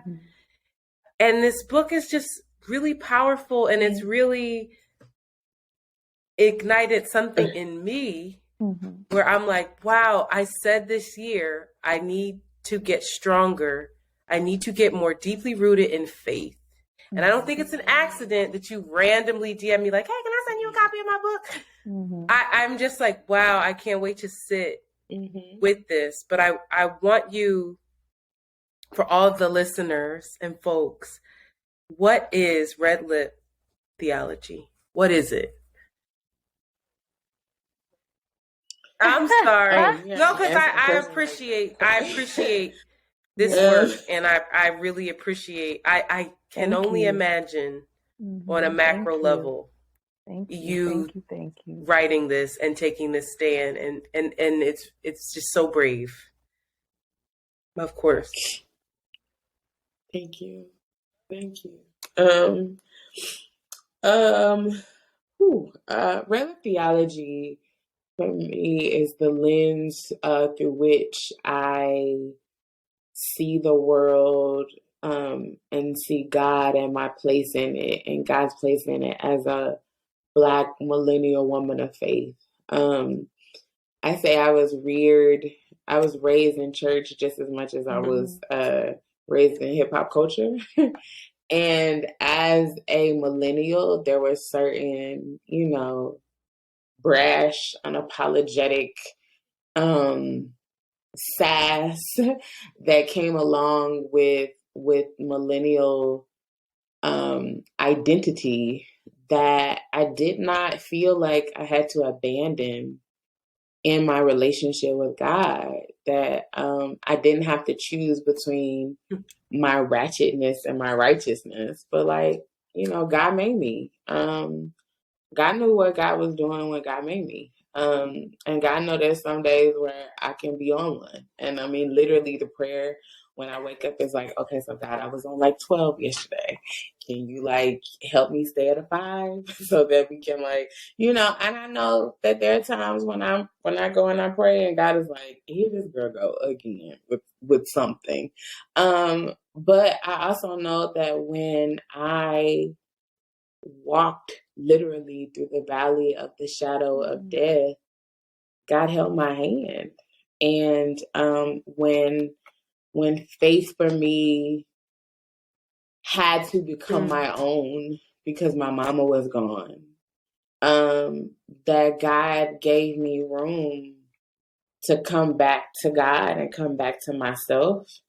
And so Red Lip Theology is that story. It is what it means to ask and answer, to ask the questions and open and avail yourself to the journey.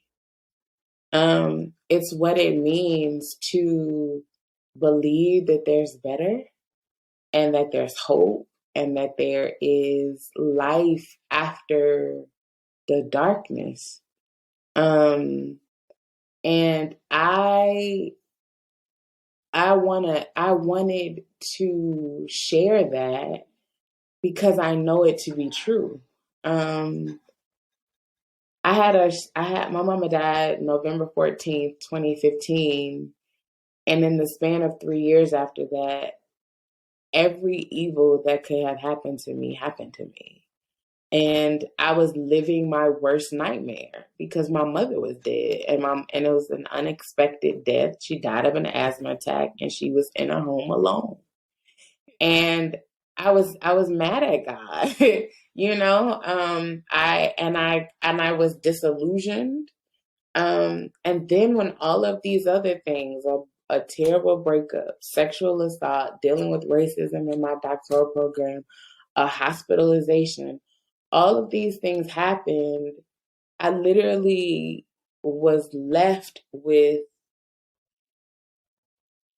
one belief. And that was that, I believed that God held my hand in the darkness.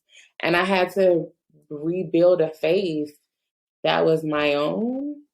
And so Red Lip Theology tells that story. But more than that, I hope that when sisters, when brothers, when anyone reads this, I hope that they give themselves the permission to explore faith for themselves and to make it their own.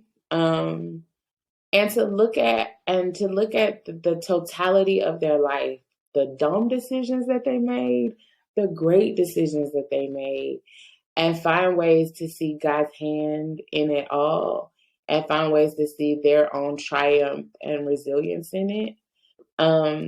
That's what Red Lip Theology for me is. It is the ability to find God in you and find you in God and you in yourself and come alive, despite what everyone else says. Come alive on your terms, knowing that God meets you there and it's holy. Ashe. Yeah. Where, how can people, where can people keep up with you, follow you, contact you, love up on you, get this book? Please share. Yeah, so the book officially came out January 18th. It's wherever you get books. Oh God. Y'all have made me cry. I'm telling you, I'm gonna log off. I'm gonna Listen cry to some more. Samira and cry. One because I'm actually gonna tell you, you did not know this, but today I had a really terrible day because someone that I deeply respected, deeply attacked the book and my credibility to do it. And it was one of those moments where all of my friends were like, look, you actually gonna have to get thick skin because this gonna happen more than you want it to. And that's easy for people to say when it's not them. But when it's you and you I can't, and I had this moment where it was just I just want to call my mama and I couldn't. And so to hear the acknowledgement of what it does cost, to do something like this, was just, I'm grateful. But also because I needed this conversation. I needed to just talk to sisters and just laugh, and be hopeful. So thank you, for that. But yeah, you can get the book wherever you get books. You can follow me on Instagram and Twitter at Candice Benbow, CandiceBenbow. That's also my website, CandiceBenbow.com. I am the daily lifestyle, education and health writer at the Griot, so you can find my words there every day. But mostly I'm on the socials. So if you reach out to me there, you'll definitely hear from me. But I'm about to cry again. But I just wanted to take the moment to thank everyone who's gotten the book, who's read the book, who's tweeted me, who's DM'd me, who has posted about it. This has been the most surreal week of my life. I did not expect any of this. I went into January 18th terrified because I didn't know what to expect. I was scared. And to see what everybody has said and to have something like this resonate with everyone, it has just been a joy. And it is beyond an honor. And so I am, make you feel so insufficient. It's all I got, but I am deeply, deeply, deeply grateful to everybody. I am deeply, deeply grateful. So thank you. You deserve fruits of your labor, honey. And it's resonating. I just realized, and I don't know if you have 5 minutes to do this, but we have a tradition here. Oh, shit. I just remember we have a tradition here on Around the Way Curls, because I don't know, you didn't hear the intro. I don't know if you understand that you are on the Duality podcast, Love and Light, Money and Dicks, because duality is a thing. So we have this tradition where we have rapid fire questions for our guests. Okay, so I'm getting better at rapid fire, so let's go. All right, Candace, you have 3 seconds to answer these questions. You cannot ask any questions about it. You cannot justify or explain. You just answer the question. Okay. Okay, I'm gonna close my eyes because I do better with my eyes closed. I got fire. Okay. Ready? Malcolm or Martin? Yes. Generational wealth or familial happiness? Jay or Nas? Familial happiness. Mac or Sephora? Jay. Palestine or Israel? Sephora. In the light or in the dark? Palestine. Prince or Michael? Ooh, in the dark. Oh, not fair. Oh, not fair. Sweet or savory? Michael. Marriage or long-term commitment? Sweet. Trader Joe's or Whole Foods? Marriage. Voodoo or brown sugar? Whole Foods. They got good wings. Oh, that is so, oh my gosh, wrong. Family or career? Voodoo. A seat at the table or lemonade? Family.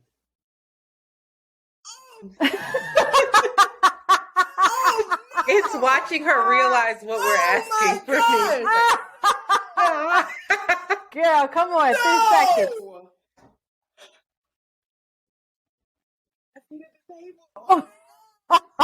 A seat at the table. Evolution Oh or creationism?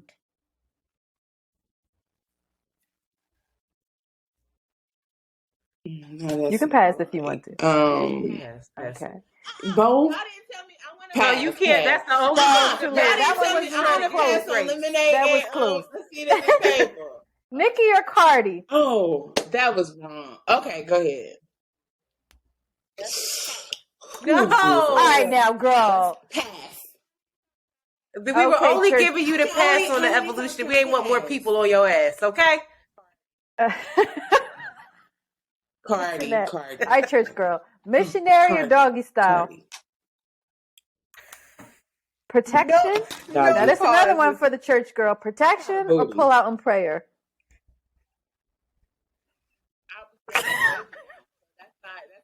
I want a baby now. Well, so that's a different question. She's justifying it. It's either 2 years ago, it was protection. Is it Okay, Uchi pull out and Wally pray. or is it That's one mic? Pull out and pray. Uchi Wally is a love song. Uchi Wally is a love Love song. Jones So it is or Uchi Jason's Wally. lyric? It is Uchi Wally. Y'all are Sir terrible. or Rumi? Love Jones. Hate that question. No. Oh no.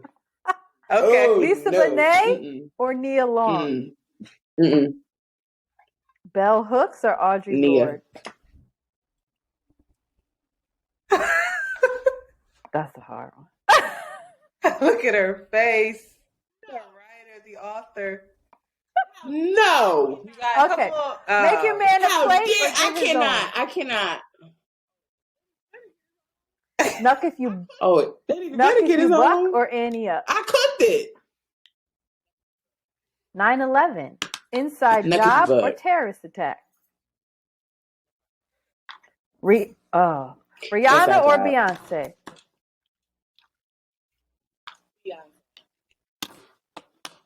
Beyonce. I'm not. I'm Biggie trying or to meet Pop? her one day. I don't want no smoke. Yep. Teddy Riley Pop. or Babyface? Read the book or watch the movie? Babyface. Sundress or sweatpants?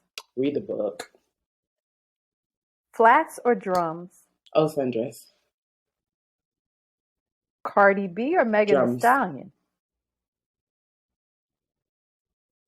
WAP Meg. or My Neck, My Back?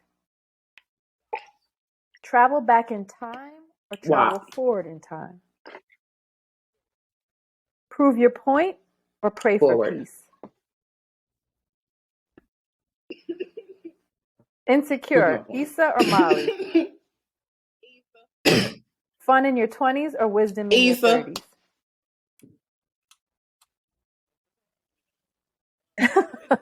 Well, since I didn't get either one, I'm gonna do no, I had fun. Love and light or wisdom in money my and 30s. dicks?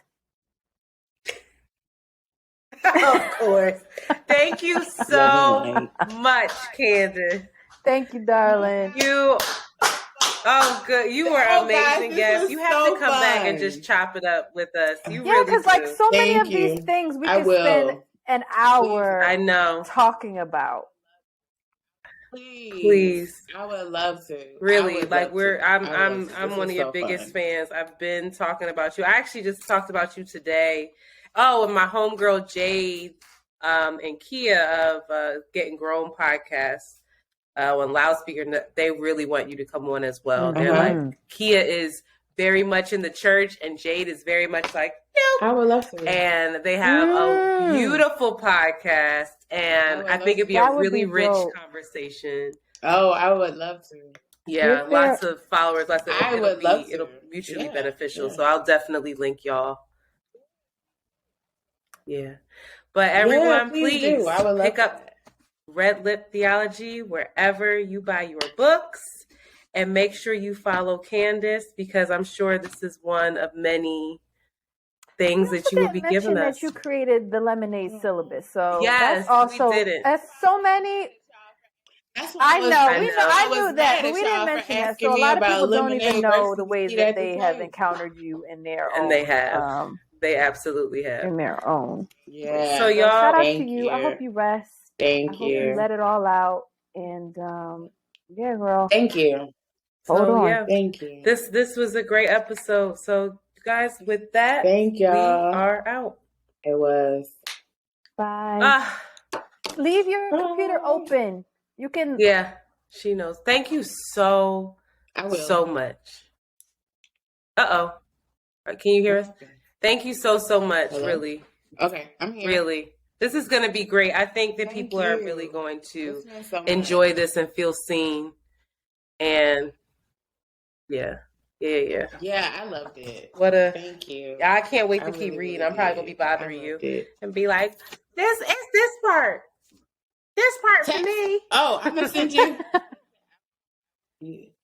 I want you to text me. I'm gonna send you. I got your thing, your DM. I'm gonna send you so you can. Okay, I want you to live text I'm like, it girl, to I me. just finished this part. Like everybody else did. It's giving. It was like no. It's giving what it's supposed to have. And I'm marking it all up. Like, so that's how you know. That's how I know when I'm like into a book. When it looks like it's amazing how I don't even know why I do this or what I'm doing it to go back to, but it's just like, why are you writing? Prove the point. Squiggly, line. Yes. You said that shit bangs. Yes. Thank you. Thank you. Thank you. Of course. Points but I'm gonna let you made. go. I don't want to hold you too long. I'm sorry. And thank you so much for staying on the whole time. Okay. Yeah, please stay in touch. I loved it. So I'm good. So I just hit leave studio. Yeah, you just hit the right? little red phone button, and then you just keep your computer open. Is that there? It says leave studio. Yes, you hit the leave studio. Sorry. And mine doesn't but you say just that. leave your computer open. Okay. And it should like a little green thing where the uploading thing is on the upper right side should just spurt like upload complete. And once that happens, you're good. And it's like 3 minutes it takes. Okay. Yeah. When you hang up, because it's saying 99% now. So okay, I just want to make sure I don't miss it. All right. Have a good night. All right, ladies. Bye. You too. What are we gonna do about all those cutoffs? You know what? Let's worry about one thing at a time. You stressed? You're gonna need Botox. Don't do that. You're like, I have a bald spot. Oh, you got some.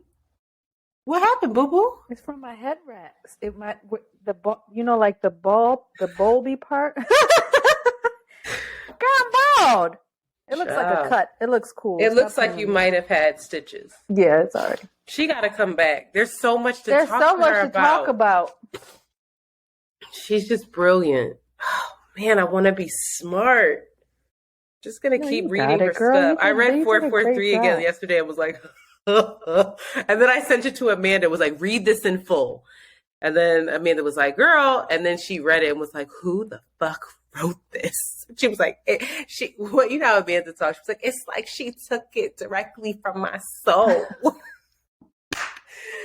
Oh, she's so good. She's sweet. I can't wait for her to go on Getting Grown with Kia and Jade. That'd be so good. That's going to be so good. I hit Jade and was like, you have to have this girl. And she was like, oh no, that sounds perfect. Do Kia and all them read all the back stuff? Will they like have the context to like know what I can she's really send her talking this about? outline. Huh? I can send her this outline, worst case. I'll be like, here, Because Jade. I'm curious Kia's gonna how be quoting scripture. And Candace gonna be like, I don't need scripture, queen.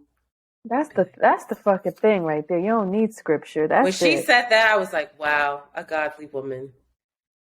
But also, I need to be able to read scripture.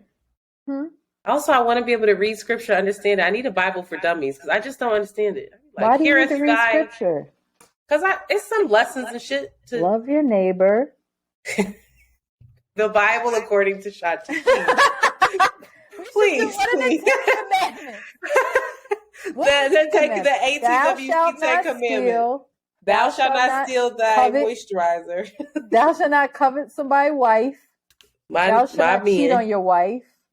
Thou shalt not cheat on me when I specifically asked you not to. Thou shalt have no other idols before me. You already fucked that up with your love of Beyonce. Girl, I had a dream that girl, what a dream. I had a dream that, what is his name? I can't remember anybody's name. Can't remember this person's name. You know, the man I love, Anthony. Is that his name? Jonathan Majors. Jonathan Majors. Why would you call him I don't Anthony? know why I would call him Anthony. That he took you down? I think I'm going to get him, in all honesty, and you're going to be sick. It's going to be another Allen Iverson thing. I'm going to feel bad. No, it's possible. I don't think I could be a friend anymore. If I took down Jonathan Majors, that would be it? I feel like, you got to give me a minute. Like, you got to give me like a year. I think once I get my shit together, for real, I'm going to somehow be in the same room with him. And I'm be like, Shanti, he kept looking at me. And now you do it. Before we were going to be in the room with him. Now you're going to be in the room with him. I just feel like you're not going to be in New York. It's what happened in New York. You got to be around. He's not going to be in Philly, boo. That's good. He's just not. It's not. You just got to come up here. Maybe it'll happen with us together somewhere. Maybe at Essence. Yeah, just like, I got more of a chance of running into Jonathan Majors than you. Just off of the fact that I live here. But Does please. he live in New York? Yeah. He used to live right in Harlem. He be walking down the street all the time, they said. Wow. Drinking out that cup that he likes. With that red beanie.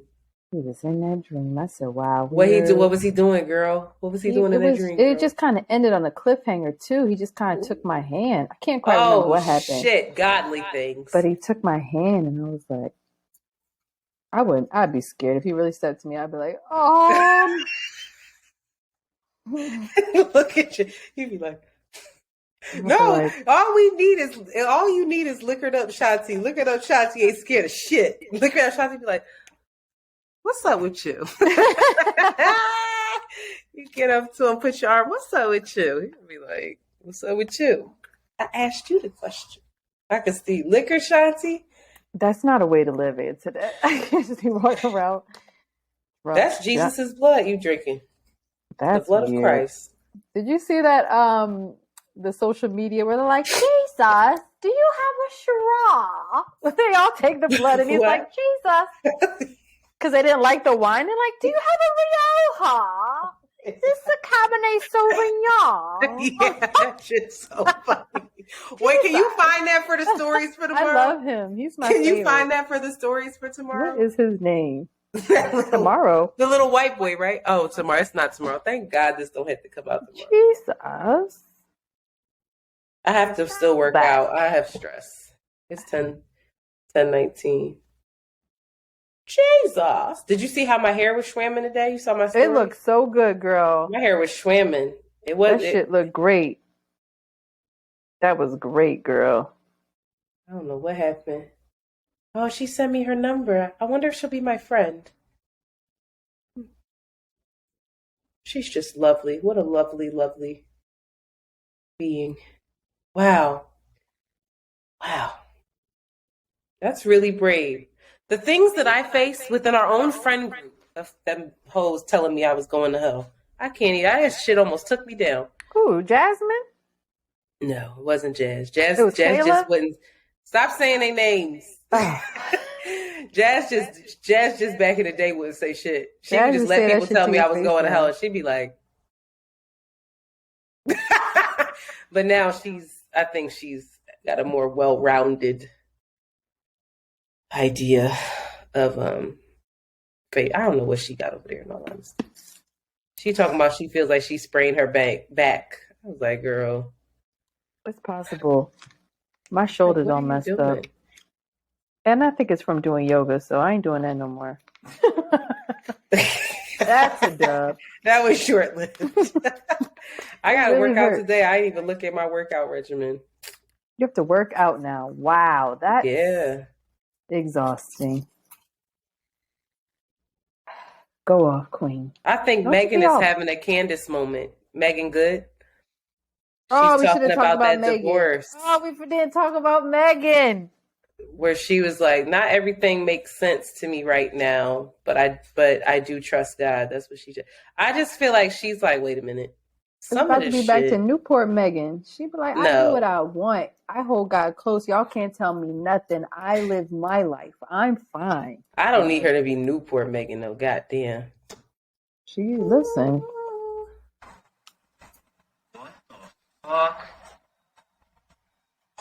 It's mad raccoons in New York right now. I don't know why. Did you see all them raccoons that's outside my house? They big as hell too. Somebody just tagged me. I think someone unleashed a herd of raccoons in the city. Where did they have them? Do you think? They came down from upper New York. Oh. And they just let them all out. I'm telling you. It's the fuck with y'all, huh? I don't know. No, I'm really serious. And y'all got rat problems, right? Who? New York has serious rat problems too. I think since the pandemic, it was like crazy. Watch your mouth. There's a crazy video. I think maybe I didn't, where she's like, since people ask me why I came back to New York, and it's just I love the scenery. Yeah, and it's like all the rats. I'll be honest. All these rats running. You trying to work out with me?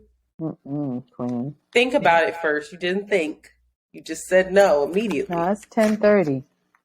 It's time to shut it down. The energy, the endorphins got to go down. That I read something that says that is false. Working out at night does not keep you awake. That's what I read. The fuck up. Unless you're fucking. Unless you're making sweet love. I haven't seen my cat. Girl, I'm tired. Just talking in the mic. Who knew that would make you tired all day? I think Mandy makes me tired. What time was the 12? But then like the sound wasn't the way she wanted it to be, and she was having a nervous breakdown. I felt bad. She does a lot. The way she multitasks during that, I couldn't.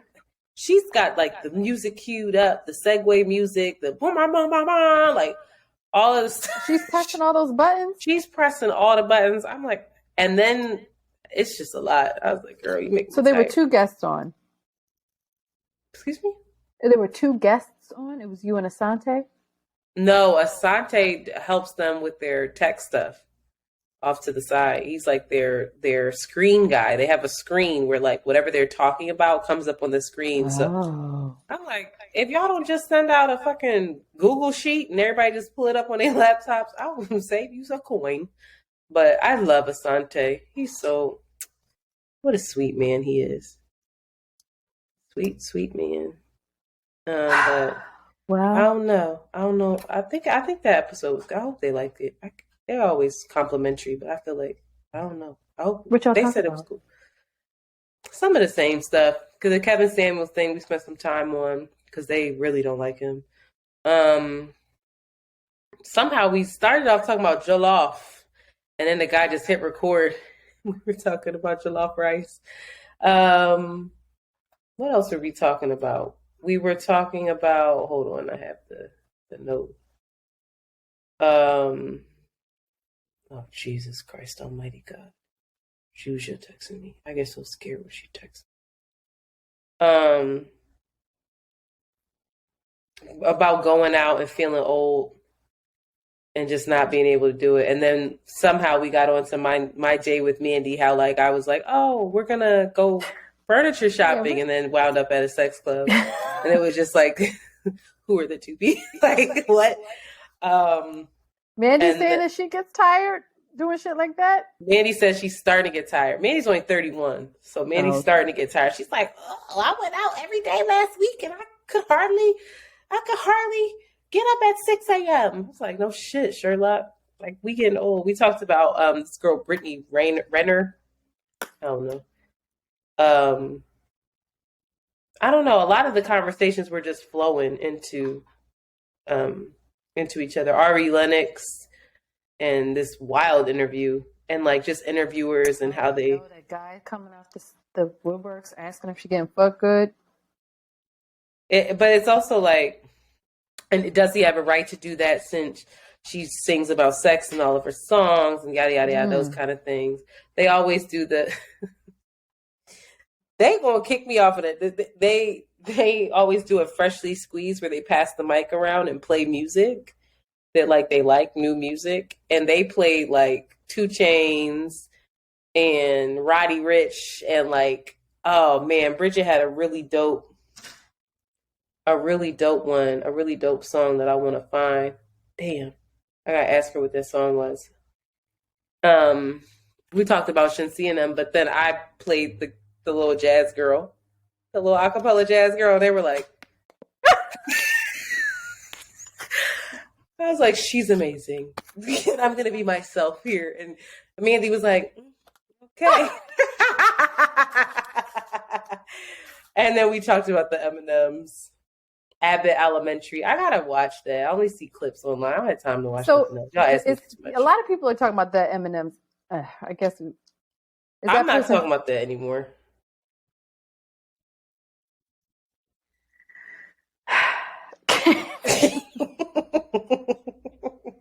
M&Ms. Well, look, it's relevant. They did something. They talking about M&Ms because I ain't think about an M&M character since I was 14 years old. So shout out to relax. Who is this? These people. But yeah, it was good. It was good. The conversation just flows with those two. What you wear? I had my titties out. Exactly what you saw me. You ain't seen? I couldn't see anything. So you had your sheer joint on? I had my sheer onesie on. You have a sheer onesie? I have many sheer onesies. No, I have many sheer bodysuits. Yeah. It's a bodysuit, not a legs included. No. I had on just black and a blazer. I had a black blazer on with a sheer bodysuit and my bra and the red lip. So it was giving professional, but here are my titties. You better. I told Chris that I was thinking about getting the breast reduction and really considering it. He went like this. He went, and just started laughing and wouldn't stop. And I was like, what does that mean? He was like, I just find it so funny when women mess up God's creation. I was like, well, what do they think you're gonna do? Go get teeny tiny bee stings? They wouldn't even probably be able to tell the fucking difference. Do you see? This is the size of my head. One of these bad boys. I don't need all this. I'm sweating under here. But they wouldn't be able to tell the difference. I would hope you can. They wouldn't. I just want him to be. Well, apparently he can, because he told me this one is bigger than this one, and he's never seen me in real life a day in his fucking life. But he was like, "Oh yeah, the right one's a little bigger than the left one. I think that's the one you should go get checked." Is that true? Yes. Wow. I was like, leave me alone. How do you know that? You've never seen my breasts. Men. Interesting what they actually pay attention to. Triggers. Seems all to right. be attentive. Yeah. All right. Anyway, I talked to I'm gonna hang up because I got. Bye, Come on, Shani. Look at my skin. Oh my God, we're breaking out from having this makeup on all day. Oh, where is a filter? Oh, look at them pores. Look at that bald spot. Look at my pores. You can see into my face right now. Girl, nobody want to see this. I'm sorry, y'all. That's disgusting. Okay. Bye, everybody.